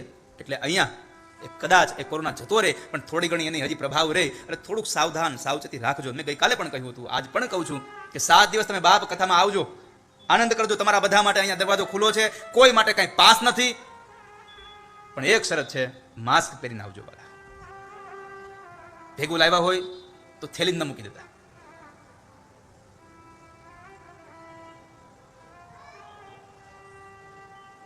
તો ભક્તિએ પોતાની કથા કઈ બતાવી કે હું ગુર્જરમાં આવી જીર્ણ થઈ અને અંતે હું આ યવનાના જળમાં સ્નાન કર્યું તો ફરી પાછી યુવાન થઈ, પણ મારા બે દીકરા જ્ઞાન અને વૈરાગ્ય ઊભા ન થયા, એ યુવાન ન થયા. હવે તમે આને જગાડો, અને તમે આને જો નહીં જગાડો તો ઇદમ સ્થાનમ પરિતજ્ય વિદેશમ ગમ્યતે મયા, હું વિદેશમાં ચાલી જઈશ. અને ત્યારે નારદજીએ કહ્યું, તમારે ક્યાંય જવાની જરૂર નથી, તમારે ક્યાંય જવાની જરૂર નથી, હું એ તમારા દીકરાઓને જગાડીશ. અને જો તમારા દીકરાઓને ન જગાડી શકો તો મારી વાત સાંભળી લો. તદાહમ ન હરેર્દાસો લોકે ત્વામ ન પ્રવર્તયે, કદાચ તમારા દીકરાને ન જગાડી શકું તો હું હરિનો દાસ ન રહું. તદાહમ ન હરેર્દાસો, તમે ચિંતા ન કરો. પછી તો જ્ઞાન અને વૈરાગ્યના કાનની અંદર ગીતાજીના શ્લોક બોલ્યા, વેદના મંત્રો બોલ્યા, પણ ઉભા થઈને પાછા સુઈ જાય. નારદજીને ચિંતા થઈ કે હવે મારે કરવું શું? વેદના મંત્રોથી જે જાગૃત ન થાય, ગીતાજીના શ્લોકોથી જે જાગૃત ન થાય, મારે એને જગાડવા કેમ? અને ત્યારે ખૂબ ચિંતા થઈ. ત્યારે આકાશવાણી થઈ, એતદર્થમ તુ સત્કર્મ સુરર્ષે ત્વમ સમાચર, સુરર્ષે ત્વમ સમાચર. હે નારદ, સત્કર્મ કરો, સત્કર્મ કરો, સત્કર્મ કરો. નારદને ચિંતા વધી ગઈ કે વેદ મંત્ર અને ગીતાજીના પાઠને જો સત્કર્મ ન કહેવાય, સત્કર્મ કહેવાય કોને? કોને સત્કર્મ કહેશું? અને આ ચિંતાને લઈ નારદ આવ્યા હતા, સંત કુમારોને મળ્યા. સંત કુમારોએ કહ્યું કે અરે નારદ, આટલી ચિંતા, આમાં તમારે દુઃખી થવાની જરૂર નથી. તમારો ઉપાય દુઃખ સાધ્ય નહીં, સુખ સાધ્ય છે. સુખ સાધ્ય છે. ચિંતા ન કરો. તમારે જો આ કર્મ કરવું હોય તો એક કામ કરો, સત્કર્મ સૂચકો નૂનમ જ્ઞાન યજ્ઞ સ્મૃતો બુધે. તમે જ્ઞાન યજ્ઞ કરો, ને એ કયો જ્ઞાન યજ્ઞ? શ્રીમદ ભાગવતાલાપ સતુ ગીત શુકાદિભિ. તમે શુકનું જે ગીત છે એ ગીતને ગાઓ. તમે સત્સંગનો મહિમા ગાઓ એને. તમે સત્સંગનો મહિમા ગાઓ એની પાસે.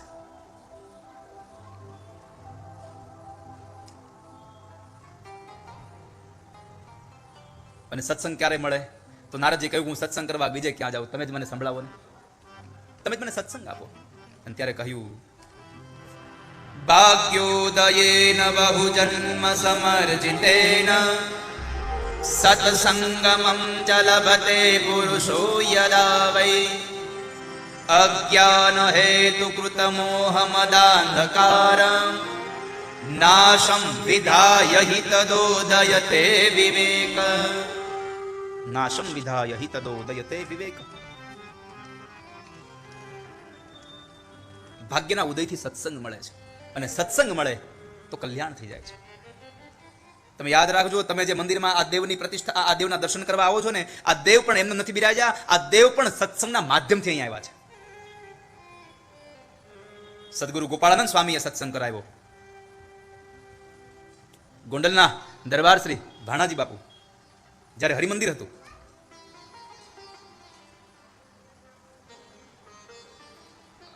સૌથી પહેલો સત્સંગ અહીંના સમાજને ગોપાળાનંદ સ્વામીનો મળ્યો. અને ગોપાળાનંદ સ્વામી જ્યારે દેવ થયા, ત્યાર પછી થોડા સમયમાં ભાણાજી બાપુ પણ દેવ થયા. અને એમને ત્યાં જે વંશજ સંગ્રામસિંહજી ગોંડલના દરબાર શ્રી, એમને સત્સંગ ગોપાળાનંદ સ્વામીનો નહોતો મળ્યો, એમને સત્સંગ મળ્યો ગુણાતીતાનંદ સ્વામીનો. અને એમને જ્યારે સત્સંગ મળ્યો, અને એ સત્સંગમાં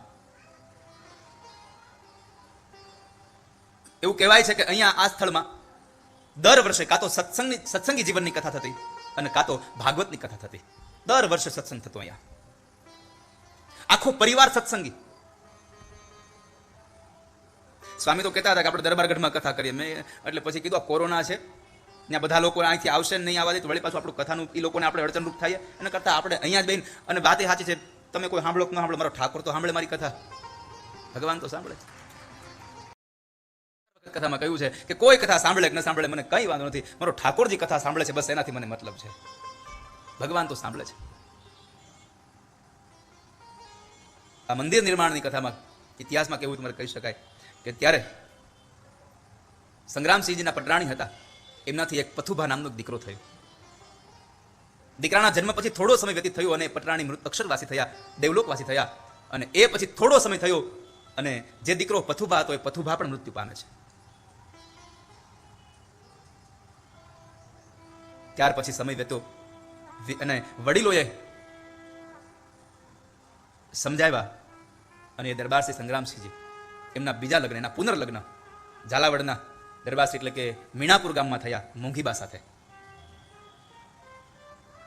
અને એ મોંઘીબાઈ અને સંગ્રામસિંહજી એમને ગુણાતીતાનંદ સ્વામીનો સત્સંગ હતો. અને જુનાગઢથી જ્યારે ગુણાતીતાનંદ સ્વામી આવે, સત્સંગ કરાવે, ત્યારે ગુણાતીતાનંદ સ્વામીને કહ્યું, બાપજી અમારો વંશ આગળ ચાલે એવી કૃપા કરો, એક દીકરો થાય એવું કરો. અને સત્સંગી હતા. તમે જુઓ, આપણે સંતો પાસે, આપણે મહાપુરુષો પાસે માગીએ હું. એક મહાત્માજી બેઠા બેઠા માળા ફેરવતા હતા, સંસારનો ત્યાગ કરી દીધેલો, માળા ફેરવતા હતા. એની પાસે સંસારી આવી પતિ પત્ની અને એના છોકરાને લેતા આવ્યા, એને પગે લગાડીને કીધું, બાપા તમે માળા કરો છો, 2 માળા વધારે ફેરવો, મારા છોકરા પર હાથ મૂકો, એના લગ્ન થઈ જાય, એના માટે માળા ફેરવો. ઓલા સંન્યાસી ઉભા થઈ ગયા, એ કે મારા છોકરા હાટું ન ફેરવી પડે એટલે તો સંસાર મૂકો, તારા છોકરા હાટું ફેરવું તો હું જ ઘર ન બાંધી લઉં. આપણે માગતા આવું હોય છે. કોની પાસે કેટલું માગવું ને એની ખબર હોવી જોઈએ આપણને. ગઈકાલે અમે ઘોઘાબદર ડૉક્ટર નિરંજનભાઈ રાજ્યગુરુ સાહેબને ત્યાં અમે ગયા આશ્રમે. એને એક વાત બહુ સરસ કરી કે કોની પાસે કેટલું માગવું ને એની પણ આપણને ખબર હોવી જોઈએ. તમે કલ્પવૃક્ષ નીચે બેઠા હો જંગલમાં, તમને ખબર નથી કે આ કલ્પવૃક્ષ છે, અને તમે એ સમયે ત્યાં આમ તરસ લાગી હોય, તડકો હોય, અને એમ તમને વિચાર આવે કે આ જંગલમાં મને જો કંઈક ઠંડુ પાણી મળી જાય ને તો મારું તો આમ દિવસ સુધી જાય, કેવું મજા આવી જાય. તો તમે કલ્પવૃક્ષ નીચે બેઠા છો તો એ જ સમયે આમ પાણીનો પ્યાલો આવે, જળ પી લીધું, એમ થાય આ જળ તો પીધું પણ ક્યાંય ઠેઠથી હાલીને આવું છું, ભૂખ્યો તો જો જમવાનું મળી જાય તો કામ થઈ જાય. કે તો એ 32 ભાતના પકવાન આવ્યા જમવા માટે, કારણ કે તમે કલ્પવૃક્ષ નીચે બેઠા છો. 32 ભાતના પકવાન, જેમાં પછી શું થાય, આ મારું જમાઈ ગયું બહુ, હવે એકાદી જો સારી પલંગ મળી જાય તો ઘડીક અહીંયા એને હુઈ લઉં. પલંગ આવે તો વળી એમ થાય થોડોક તડકો છે પણ જો એસી વાળું થઈ જાય ને કાંઈક તો વળી પાછું એસી વાળું થઈ જાય, કારણ કે કલ્પવૃક્ષ નીચે બેઠા છો તમે. એ બધું થઈ જાય ને પછી એક વિચાર આવે તો કે હાલો જંગલમાં છું, વાઘ આવ્યો તો તમે કલ્પવૃક્ષ નીચે બેઠા છો, વાઘે આવે. કોની પાસે કેટલું માગવું ને એને ધ્યાન રાખજો વાલા. સાધુ પાસે જઈને ભૌતિકતા ન મગાય, એની પાસે તો ભજન મગાય, એની પાસે સત્સંગ મગાય. સાધુને એમ કહેવાય તમે 2 ફિલ્મની વાતો કરો, એને કહેવાય મહારાજની 2 વાતો કરો, તમે 2 હારા વચનામૃત કહો અમને. અમારા મુનિ સ્વામી છેલ્લે બોલવાના છે. કાલે એને થોડું કામ હતું અગત્યની જગ્યાએ પધરામણી એટલે જતા રહ્યા હતા, પાછા આવી ગયા હતા ટાઈમે.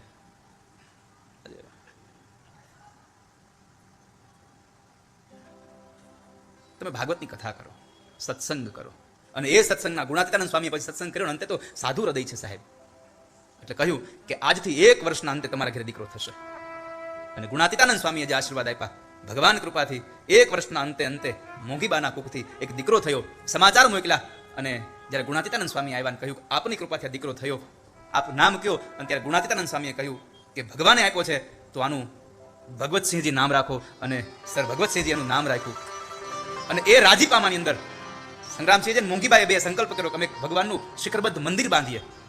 વડતાલના સમયમાં જ્યારે ગુણાતીતાનંદ સ્વામી ગયા ત્યારે સંતોને પૂછ્યું, મહારાજશ્રીને પૂછ્યું, મહારાજશ્રીએ આજ્ઞા પણ આપી અને કહ્યું કે જ્યારે પ્રતિષ્ઠા થશે ત્યારે અમે પણ આવીશું. અને કહેવાય છે કે આ પ્રતિષ્ઠા જ્યારે મહિનાની મહાસુદ 13ના દિવસે થઈ ત્યારે ભગવત પ્રસાદજી મહારાજશ્રી હતા, એમના હાથે આ પ્રતિષ્ઠા થઈ છે.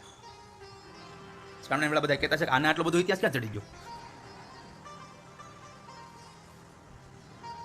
મેં ભગવાન નથી પીરા એટલું છે, બાકી તો આ બધાને ભેગો જ રહું છું. હવે અમારે રાધારમણ સ્વામી, વિવેક સ્વામી, આનંદ સ્વામી, મુનિ સ્વામી, ભક્તિ પ્રકાશ સ્વામી, અમારે હિન્દુ રાષ્ટ્ર હિતના જે આમ એને જેને ભગવો પહેર્યો છે એની પાવન ઉપસ્થિતિ નથી, પણ એમની દિવ્ય આમ સ્મૃતિ અહીંયા છે. કદાચ આપણા નસીબમાં હશે તો એના દર્શન પણ થશે આપણને આ 7 દિવસ દરમિયાન. દર્શન કરવા જેવા સાધુ છે.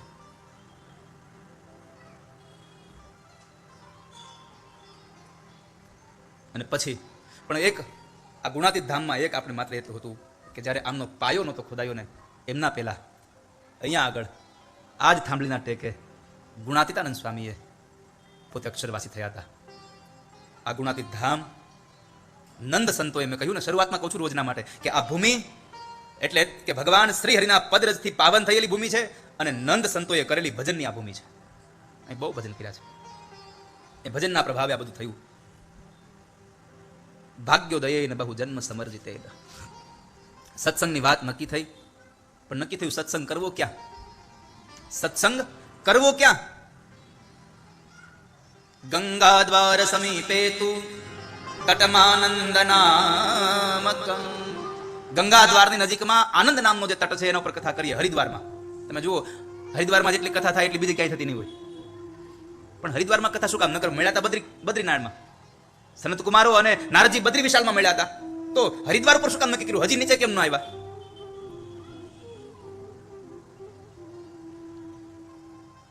બદ્રી વિશાલ એકદમ ઉપસ્તર છે, ત્યાં સમાધિ ભાવના લાગી જાય, ત્યાં સમાધિ થઈ જાય.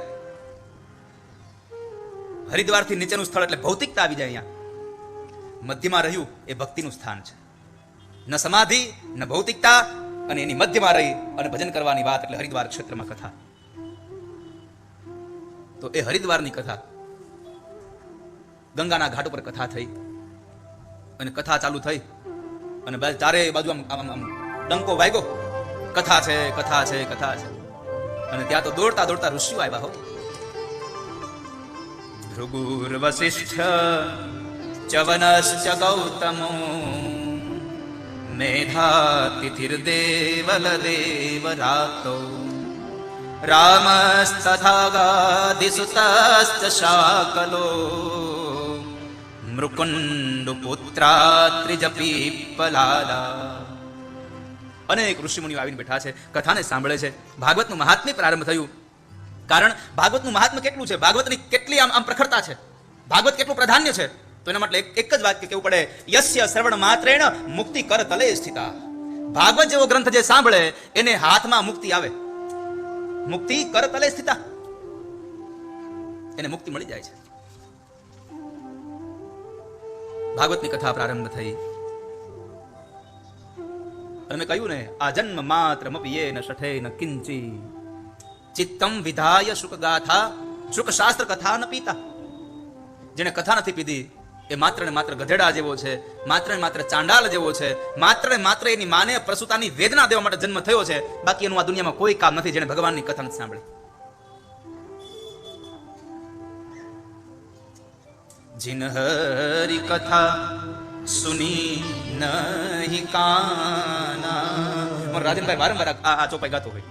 જ્યારે એ પોતે પહેલા જ્યારે કથાની શરૂઆત કરાવતો ને, હવે મારા શરદભાઈ આવી ગયા, નહીં તો રાજન દાદા જ્યારે શરૂઆતમાં પ્રારંભિક બધાની ઓળખાણ આપે ત્યારે પહેલી ગાય, જીન હરિ કથા સુની નહીં કાના શ્રવણ રંધ્ર અરુ ભવન સમાના. જેણે ભગવાનની કથા કાનથી નથી સાંભળી એના માટે આ કાન નહીં, સર્પને રહેવા માટેના દર છે. જેણે ભગવાનની કથા સાંભળી, આ જન્મ માત્ર મપિયેન શઠેન કિંચિત ચિત્તમ વિધાય શુક શાસ્ત્ર કથા ન પીતા ચાંડાલ વચ્ચ ખરવત બત તેન નીતમ મિથ્યા સ્વજન્મ જનની જની દુઃખ ભાજા. તો ભગવાનની કથાનો પ્રારંભ થયો. અનેક લોકો આવીને ત્યાં બેઠા છે, અને એમાં બરાબર જ્યાં શબ્દોનો અવાજ ગંગાના કિનારેથી નીકળી અને યમુનાના કિનારે જ્ઞાન અને વૈરાગ્યના કાનમાં પડ્યો. દેવ જાગ્યા છે, સ્નાન કર્યું, યુવાન થયા, અને સ્વયં ભક્તિ મહારાણી અનેક સ્ત્રીઓને સાથે લઈને, અનેક પુરુષોને સાથે લઈને. આ અનેક સ્ત્રી અને પુરુષો કોણ હતા? તો ભાગવતમાં એમ કહ્યું છે, સ્ત્રીઓ હતી એ બધી જ નદીઓ હતી, અને જેટલા પુરુષો હતા એ બધા તીર્થના દેવતાઓ હતા. એવું લખ્યું છે કે જ્યાં ભાગવતની કથા થતી હોય ત્યાં આગળ તમામ દેવતાઓ આવીને બિરાજમાન થાય છે. એમાં પણ ભગવાન નારાયણ તો 16 પાર્ષદો સાથે આવે છે. 16 પ્રકારના પાર્ષદો છે ના, મુખ્ય 16. આમ તો કરોડો પાર્ષદો છે, પણ એમાં 16 મુખ્ય પાર્ષદો છે. પણ આજે એ 16 પાર્ષદોમાં જવાનો મારી પાસે સમય નથી. વિશ્વક્સેનને આદિ 16 પાર્ષદો મુખ્ય બતાવ્યા છે. એ પાર્ષદોને લઈને ભગવાન આવે છે સ્વયં. કારણ કે ભગવાન સ્વયં નારાયણે નારદજીને વચન આપ્યું છે. જ્યારે ભાગવતની કથા આવડી આ ગંગા કિનારે થઈ ને, ત્યારે છેલ્લા દિવસે કથા વિશ્રામ થતી હતી, ત્યારે ભગવાન નારાયણ આવ્યા, અને નારાયણે એમ કહ્યું કે માગો હે દેવર્ષિ, તમને શું આપું બધાને. અને ત્યારે દેવર્ષિએ માગ્યું. ભાગવતના 6 સ્કંદમાં એક શ્લોક છે, હું આજે જોતો હતો, મને મળ્યો તો હું લેતો આવ્યો છું, તમારા બધા માટે ખરીદી કરતો આવ્યો છું ગોંડલની બજારમાંથી. ભાગવતનો મહાત્મ્યનો 6 સ્કંદ અને 89મો એક શ્લોક છે, એમાં બતાવ્યું છે. જુઓ કે હે ભગવાન, જ્યારે ભગવાન એમ કહ્યું કે માગો નારદ હું શું આપું, ત્યારે બધા લોકો જેટલા વૈષ્ણવો બેઠા હતા એ બધાએ ભગવાન પાસે માંગ્યું. શું માંગ્યું? હું હમણાં બોલ્યો ને કે જ્યાં ભાગવત હોય છે ત્યાં ભગવાન હોય છે. તો સાંભળજો એના માટે કે હે ભગવાન, અમારી એવી અભિલાષા છે કે ભવિષ્યમાં, એટલે એ કથા થઈ ત્યારથી એમ કહ્યું કે ભવિષ્યમાં જ્યાં જ્યાં પણ ભાગવત સપ્તાહ કથા થાય ત્યાં આપે તમારા પાર્ષદો સહિત અવશ્ય પધારવું, અમારો આ મનોરથ પૂર્ણ કરી દો. અને ભગવાને કહ્યું તથાસ્તુ. આટલું કઈ ભગવાન અંતર ધ્યાન થયા. જો ભગવાને પ્રોમિસ આપ્યું હોય તો મને એમ છે કે ભગવાન પોતાનું પ્રોમિસ તોડે નહીં. ભાગવતની કથામાં ભગવાન આવે ને આવે, કારણ કે આપણા પ્રોમિસમાં એના પ્રોમિસમાં ફેર છે. અને એટલા માટે ભગવાન વ્યાસજી ગાય છે, નગાહ ગાથા સુચ સર્વ ભક્તે રેભિસ્ત્વયા ભાવ્યમિતિ પ્રયત્નાત મનોરથોયમ પરિપૂરણીય તથેતિ ચોક્તમાંતરધીયત્યાચ્યુતઃ. અમારો મનોરથ સંપન્ન કરો. અને ભગવાને કહ્યું તથાસ્તુ. હે નારદ, હે વૈષ્ણવો, હું તમારો મનોરથ સંપન્ન કરું છું કે ભવિષ્યમાં આ ધરતી પર જ્યાં જ્યાં પણ કથાઓ થતી હશે ત્યાં મારા 16 પાર્ષદોની સાથે હું આ કથા મંડપમાં જઈને બિરાજમાન થયો હોઈશ, મારા ભક્તોને આશીર્વાદ આપતો હોઈશ.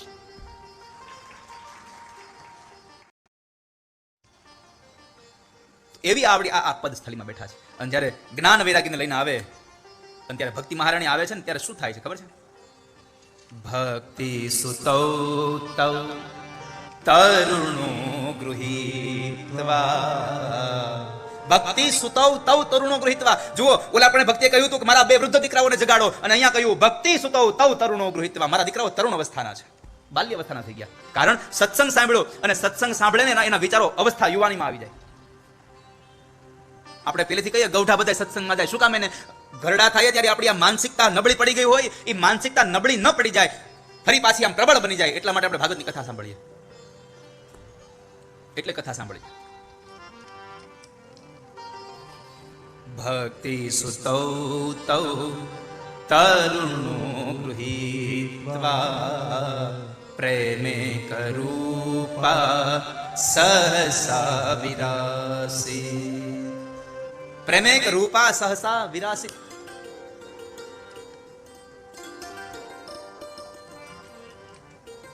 અને પછી જ્યારે કથામાં જાઓ, તમે કથામાં જાઓ ત્યારે શું કરવાનું?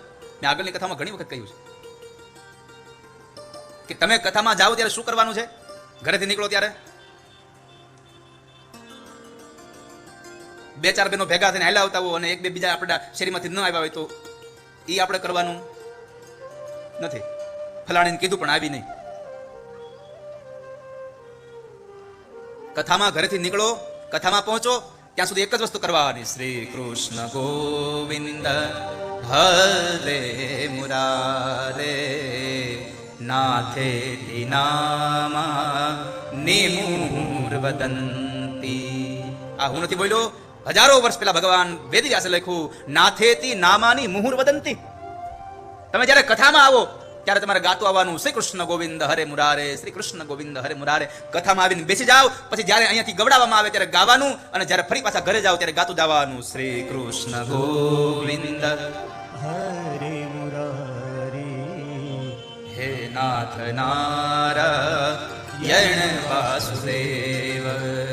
શ્રી કૃષ્ણ ગોવિંદ હરે મુરારે, શ્રી કૃષ્ણ ગોવિંદ હરે મુરારે, શ્રી કૃષ્ણ ગોવિંદ હરે મુરારે, શ્રી કૃષ્ણ ગોવિંદ હરે મુરારે. હે નાથ નારાયણ વાસુદેવ.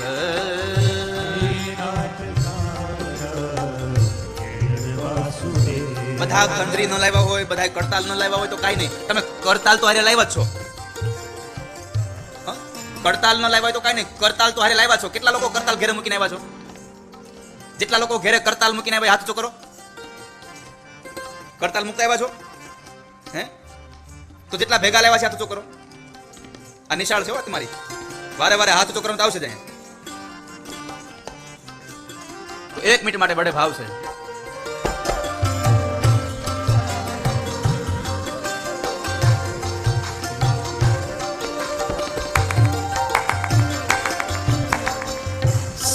કૃષ્ણ ગોવિંદ હરે મુરારે.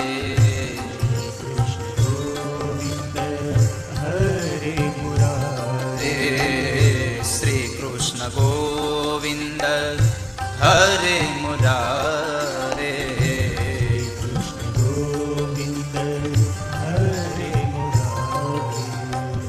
હે નાથ નારાયણ વાસુદેવ.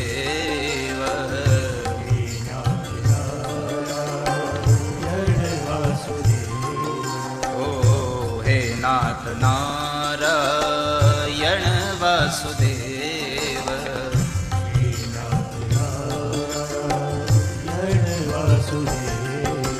શ્રી કૃષ્ણ ગોવિંદ હરે મુરારે.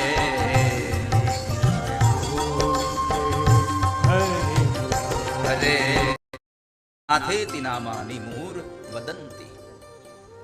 અને એ સમયે ભક્તિ મહારાણી પોતાના બે દીકરાઓને સાથે લઈ અને ભગવાનની જ્યાં કથા ચાલતી હતી ત્યાં કથામાં પધાર્યા. કથાનો રંગ કંઈક બદલાયો, કારણ કે જે જગ્યાએ ભક્તિ હોય ત્યાં ભાગવત હોય, ભાગવત હોય ત્યાં ભગવાન આવે આવે ને આવે. જ્યાં ભગવાનના ભક્તો ગુણાનુવાદ ગાય ભગવાનના, સ્વયં ભગવાન શ્રી હરિ એમ કહે છે, નાહમ વસામિ વૈકુંઠે યોગીનામ હૃદયે નચ. ભગવાન એમ કહે છે કે નાહમ વસામિ વૈકુંઠે, હું વૈકુંઠમાં નથી રહેતો હે નારદ, હું નથી યોગીઓના હૃદયમાં રહેતો. યોગીનામ હૃદયે નચ. અને નારદે કહ્યું, બાપજી તમે રહ્યો છો ક્યાં, એ તો કયો. અને ત્યારે ભગવાન બોલ્યા, મદ ભક્તા યત્ર ગાયંતી તત્ર તિષ્ઠામિ નારદ. હે નારદ, જ્યાં મારા ભક્તો ભેગા થઈને મારા ગુણાનુવાદ ગાય છે ત્યાં હું જઈ અને બિરાજમાન થાઉં છું. જો ભગવાન બોલ્યા છે કે જ્યાં ગવાય છે ત્યાં હું છું, તો અહીંયા ગવાય છે શ્રી કૃષ્ણ ગોવિંદ હરે મુરારે. હે નાથ નારાયણ વાસુદેવ. તો અહીંયા આગળ આવીને ભગવાન બિરાજમાન થયા છે, એમાં સંશય નથી વાલા. અહીંયા ઠાકોરજી બિરાજ્યા છે ક્યાં? પણ એને જોવા માટે આંખો જોઈએ. મારે તને જોવો છે, તારે મન દેખાવું નથી. આજ કરી લે ફેંસલો, કાં હું નહીં કાં તું નહીં. આજ ફેંસલો કરવો પડે સાહેબ કે મારે તને જોવો છે આજે. મદ ભક્તા યત્ર ગાયંતી તત્ર તિષ્ઠામિ નારદ. અને ત્યારે શૌનકોએ પ્રશ્ન કર્યો, અત્ર તે કીર્તયિષ્યામિ ઇતિહાસમ પુરાતનમ. ઇતિહાસમ પુરાતનમ, તમારી પાસે કોઈ ઇતિહાસની કથા છે કે તમે એમ કહ્યું કે મરેલાની પાછળ જો કથા કરવામાં આવે તો આ કથા મોક્ષ આપે છે? અને વાતે સાચી છે ને, આપણે કથા હું કામ બેહાડીએ છીએ? પિતૃ મોક્ષાર્થે. પિતૃ મોક્ષાર્થે કથા હોય, બરાબર છે ને? હા કે ના? મરી ગયા હોય એની મુક્તિ માટે કથા હોય. તો તમે ખાલી તમારી જાતને પ્રશ્ન કરો કે મરી ગયાની વાહે જો એ અહીંયા એનું શરીર નથી, એનો આત્મા નથી, કાંઈ નથી, અને છતાં એના નામની વાહે જો કથા બેહાડી અને મુક્તિ આપે, તો તમે તો પંચમહાભૂતના ખોળિયાની હારે કથા મંડપમાં બેઠા છો, કેમ મુક્તિ ન મળે? પણ આપણી મુક્તિ કંઈક અલગ છે. મર્યા પછી ઉપર મુક્તિ જોઈએ છે, મર્યા પછીની ખબર જ નથી. હજી પ્રશ્નાર્થ ચિહ્ન છે આપણી પાસે. મુક્તિ તો અહીંયા છે. સ્વર્ગ અને નર્ક પણ આ ધરતીમાં છે. મેં 1000 વખત આ વાત કરી છે કે જો કોઈકને જમાડી અને જમતા આવે, કોઈકના જીવનને સુધારીને જીવતા આવડે, તો આ ધરતી જ આપણા માટે સ્વર્ગ છે. અને આપણે કોઈકનું જીવન બરબાદ કરતા આવડે તો આ ધરતી જ આપણા માટે નર્ક છે સાહેબ. સ્વર્ગ અને નર્ક ઉપર લેવા જવાની જરૂર નથી, અહીંયા છે બધું. પણ આપણે તો મર્યા પછી સ્વર્ગમાં નર્કમાં જવું છે. મર્યા પછી જવાની જરૂર નથી, જીવતા જ. જીવનના શ્વાસ ખૂટી જાય અને ઈચ્છાઓ અધૂરી રહી જાય તો એ મૃત્યુ છે. જીવનના શ્વાસ ખૂટી જાય અને ઈચ્છાઓ અધૂરી રહી જાય તો એ મૃત્યુ છે. પણ શ્વાસ બાકી રહે અને ઈચ્છાઓ પૂરી થઈ જાય એ જીવતા મોક્ષ છે. અહીંયા સાહેબ તમને તમારો શ્વાસ પૂરો થઈ ગયો ને હોય કાંઈ નહીં, પણ તમારી ઈચ્છાઓ સમાપન થઈ જાય. આશા ને તૃષ્ણા મટી ગઈ મનની. આશા ને તૃષ્ણાઓ જેના મનની મટી જાય છે એને આ દુનિયામાં એને મુક્તિ છે, અહીંયા મોક્ષ છે. આવું બધું સાંભળીએ ને પછી આપણને એમ થાય આમ એવો રંગ લાગી જાય. હવે તો ઘરે જઈને છોકરાની વહુને જુડો આપી જ દેવો છે. હવે તો ઘરે જઈને છોકરાને કહી દેવું, ભાઈ તારે વ્યવહાર કરવો એમ કરી, મારે કાંઈ નહીં, હું તો એને 3 ટાણા જમીને ભગવાનનું ભજન કરીશ. પણ જેવા ઉભા થાય આમ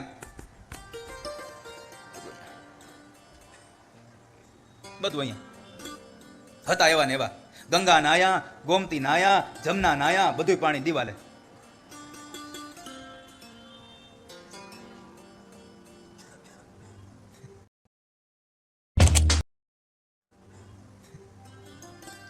આ કથાથી ખૂબ પરિચિત છો.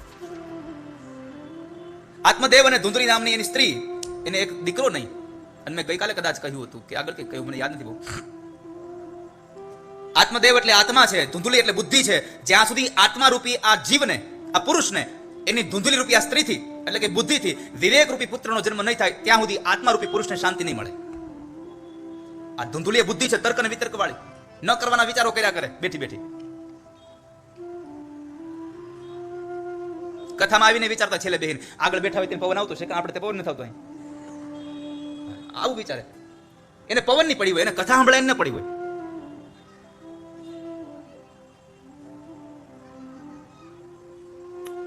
તો બાપ,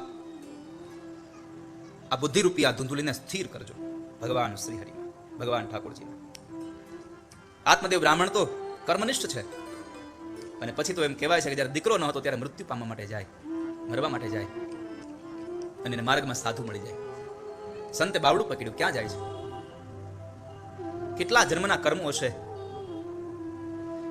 મેં પદ્મ પુરાણમાં કે એક પુરાણમાં વાંચ્યું છે, આ જન્મમાં દીકરો નથી એનું મૂળ કારણ છે ગયા જન્મની આપણી કૃતિઓ, ગયા જન્મની આપણી પ્રવૃત્તિઓ, આપણી વૃત્તિઓએ આ જન્મને આપણે સંતાનહીન રાખ્યા છે. ગયા જન્મમાં કોઈ બ્રાહ્મણને દુઃખી કર્યો હોય, કોઈ દીકરીને દુઃખી કરી હોય, કોઈનું ધન લઈ લીધું હોય, કોઈની જમીન લઈ લીધી હોય, આના પ્રતાપે બીજા જન્મમાં તમારે ત્યાં વારસદાર નથી આવતો, તમારો વંશ આગળ નથી ચાલતો.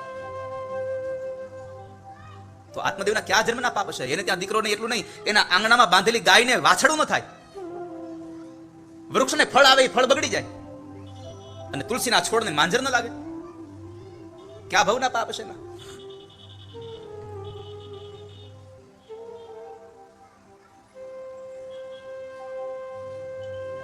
મહાત્માજીને સમજાવે છે બહુ કે ભાઈ તમે શું કામ મરવા આવ્યા છો? શું થયું તમને? અને ત્યારે આત્મદેવ કહ્યું મારે ત્યાં દીકરો નથી. મહારાજ કહે છે કે ભાઈ દીકરા વગરના દુઃખી છે ને દીકરા વાળા દુઃખી છે સંસારમાં. અને આ સંસારમાં સુખ ક્યાં છે? સંન્યાસે સર્વથા સુખમ. સંન્યાસમાં જે સુખ છે એ સુખ આ સંસારમાં નથી. સંન્યાસ એટલે ઘર છોડ કે બન મેં બાસ કિયો, મન બાસના કો ત્યાગ કિયો ही नहीं, આવો સંન્યાસ નહીં. ઘરને છોડીને જંગલમાં વ્યા જાવ, ઘર છોડ્યું હોય પણ મનથી ઘર છૂટે નહીં તો સંન્યાસ કામનો નથી.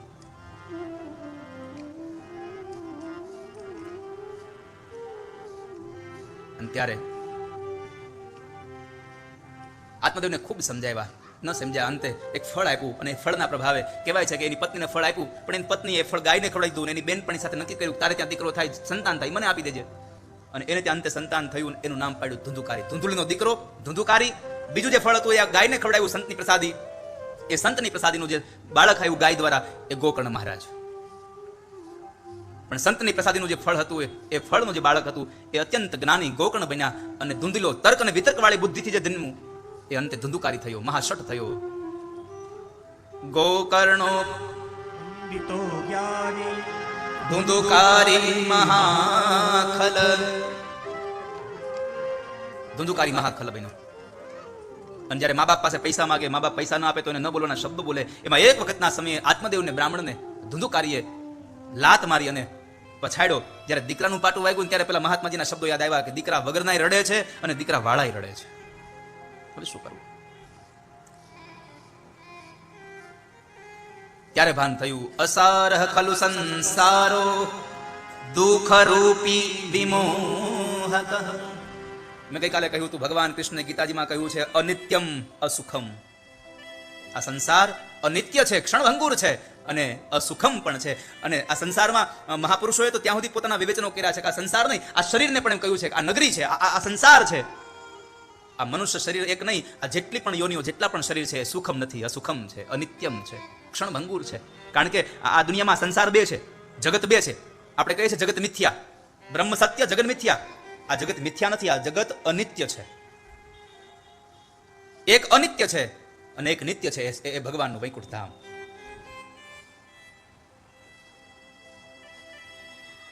બીજી વાત, ભગવાને આ સંસારને દુખાલયમ કહ્યો છે. ગીતાજીમાં ભગવાને દુખાલયમ શબ્દ વર્ણવ્યો છે આ સંસારને.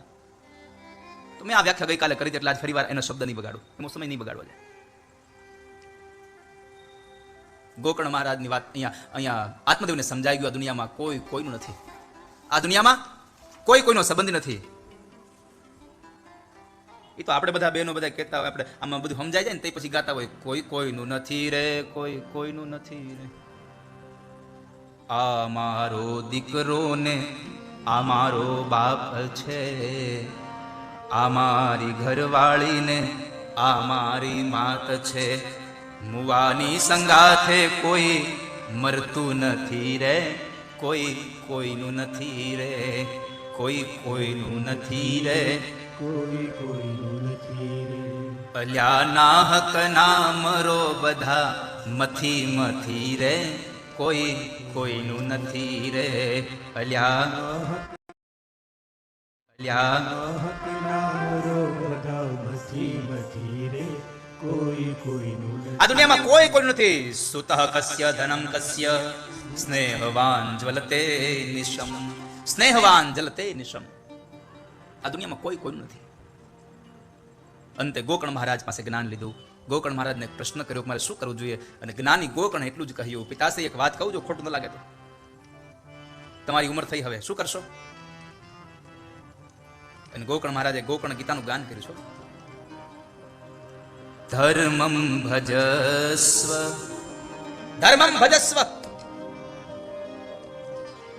તમે ધર્મને ભજી લો પિતાશ્રી. પછી સતતમ ત્યજ લોક ધર્મા. તમે સતતને માટે આ લોકની ઈચ્છાઓ, આ લોકના સંસારની આ વ્યવહારને છોડી દો. બીજી વાત, સેવસ્ય સાધુ પુરુષાન જહિ કામ તૃષ્ણામ. સાધુ પુરુષોની સેવા કરો. અને સૌથી મોટી વાત કહું પિતાશ્રી, આ દુનિયામાં સુખી થવું હોય તો ગોકર્ણ મહારાજે બહુ અતિશય એક સુંદર ઉપદેશ આપ્યો છે. અન્યસ્ય દોષ ગુણ ચિંતન માસુ મુક્ત્વા. હું કહ્યું અન્યસ્ય દોષ ગુણ માસુ, અન્યસ્ય દોષ ગુણ ચિંતન માસુ મુક્ત્વા. બીજાના દોષનું ચિંતન કરવાનું છોડી દો. પોતાના દુર્ગુણને જોવો, બીજાના સદગુણને જોવો. પણ આપણને તો દુનિયામાં દેખાતું જ નથી કઈ.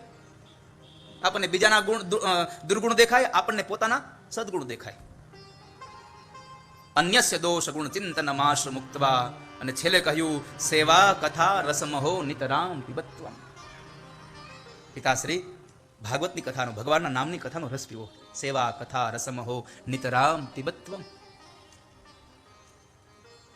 ગોકર્ણ મહારાજના શબ્દો લાગી ગયા અને અંતે આત્મદેવ બ્રાહ્મણ નીકળી જાય છે. આ દુનિયામાં કર્મનું પ્રધાન છે સાહેબ. કર્મથી બધાને દુઃખ ભોગવવું જ પડશે, કોઈ પણ હોય. કર્મનું ફળ તો હારા હારાને ભોગવવું પડે છે. તો હું તમે તો શું વિષાદ છીએ. કર્મનું ફળ તો માં જાનકીએ ભોગવું છે. 14 વર્ષનો વનવાસ થયો, પોતાના પતિથી જે અલગ રહ્યા, વિયોગ થયો રામજીનો, એનું મૂળ કારણ છે એનું આગલા થોડાક પેલા સમયનું પેલું પોતાનું કર્મ.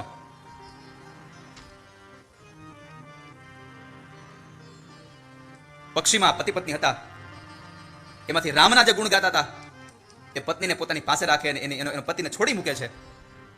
અને અંતે બે પક્ષીઓનું મૃત્યુ થાય ત્યારે શ્રાપ દીધો કે જેમ અમને પતિ પત્નીમાં વિયોગ થયો છે એમ તમને પણ જીવનમાં પતિ પત્નીનો વિયોગ થશે. અને એ પક્ષીની આઘાત એને હાય લાગી અને અંતે રામજી અને સીતાજીને પણ પતિનો વિયોગ થયો હતો. રામચરિત માનસમાં કથા છે.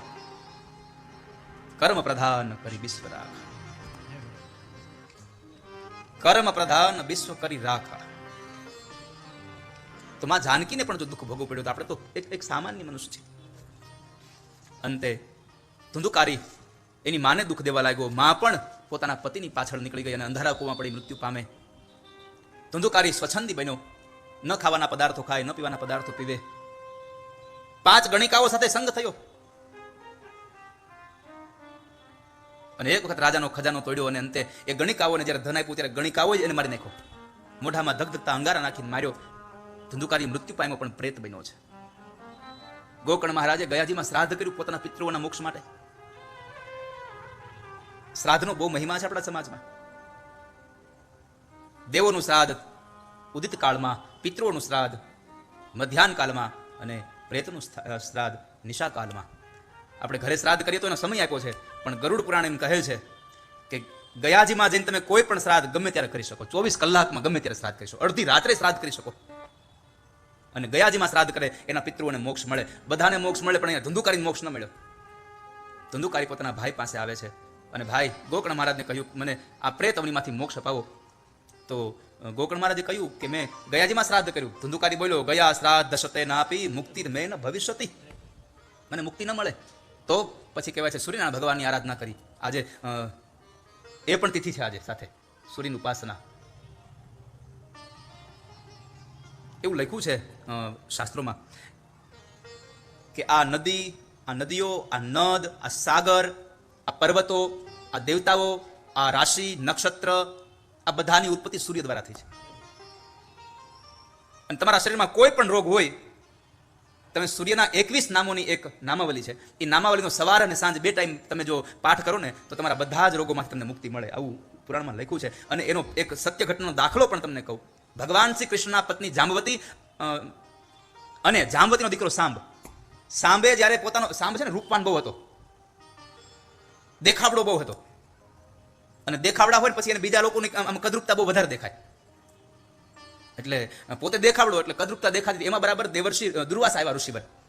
શિથિલ શરીર હતું એટલે એની હાંસી ઉડાડી. અને ત્યારે એમણે એમને શ્રાપ આપ્યો, દુર્વાસાએ શ્રાપ આપ્યો કે જા તે મારી મજાક કરી છે, તું કુષ્ઠ રોગી વાળો બનીશ જા. અને કુષ્ઠ રોગી બન્યો, એનું શરીર પતલું થવા માંડ્યું, શરીરમાં કોઢ નીકળ્યો. બધાની પાસે સલાહ માંગી, કોઈએ કઈ સલાહ ના આપી, અનેક ઉપચાર કર્યા, સારું ન થયું. ભગવાન શ્રી કૃષ્ણને પૂછ્યું. ભગવાન શ્રી કૃષ્ણએ કહ્યું કે સાંભ, તારે જો સાજું થવું હોય તો ભગવાન સૂર્યનારાયણની ઉપાસના કર. અને એને સૂર્યની ઉપાસના કરી અને એ સૂર્યની ઉપાસના દ્વારા સાંભ ફરી પાછો રૂપવાન બન્યો. ભગવાન સૂર્યનારાયણને પૂછ્યું કે હવે જેને ગયાજીમાં શ્રાદ્ધ કરી મુક્તિ ન મળે તો એને મુક્તિ ક્યાં મળે? એની મુક્તિ ભાગવત કથાથી. પછી ગોકર્ણ મહારાજે ભાગવતની કથા કરી અને એ ભાગવતની કથા દ્વારા પ્રેત ધંધુકારીને મોક્ષ અપાવ્યો, મુક્તિ અપાવી, એ કથા બતાવી. અને આગળ જતા વક્તા અને શ્રોતાના ગુણધર્મો બતાવ્યા. વક્તા કેવો હોવો જોઈએ? વિરક્તો વૈષ્ણવો વિપ્રો વેદ શાસ્ત્ર વિશુદ્ધિકૃત દ્રષ્ટાંત કુશલો ધીરો વક્તા કાર્યોતિ નિસ્પૃહ. ભાગવતનો વક્તા વિરક્તો હોવો જોઈએ, વૈષ્ણવ હોવો જોઈએ, સંપ્રદાયનો નહીં, સ્વભાવનો વૈષ્ણવ. સંપ્રદાયથી વૈષ્ણવ થવાની જરૂર નથી, સ્વભાવથી વૈષ્ણવ થવાની જરૂર છે. અને સાચો વૈષ્ણવ કોને કહેવાય? તો જુનાગઢના નરસિંહ મહેતાએ કહ્યું છે, વૈષ્ણવ જન તો તેને કહીએ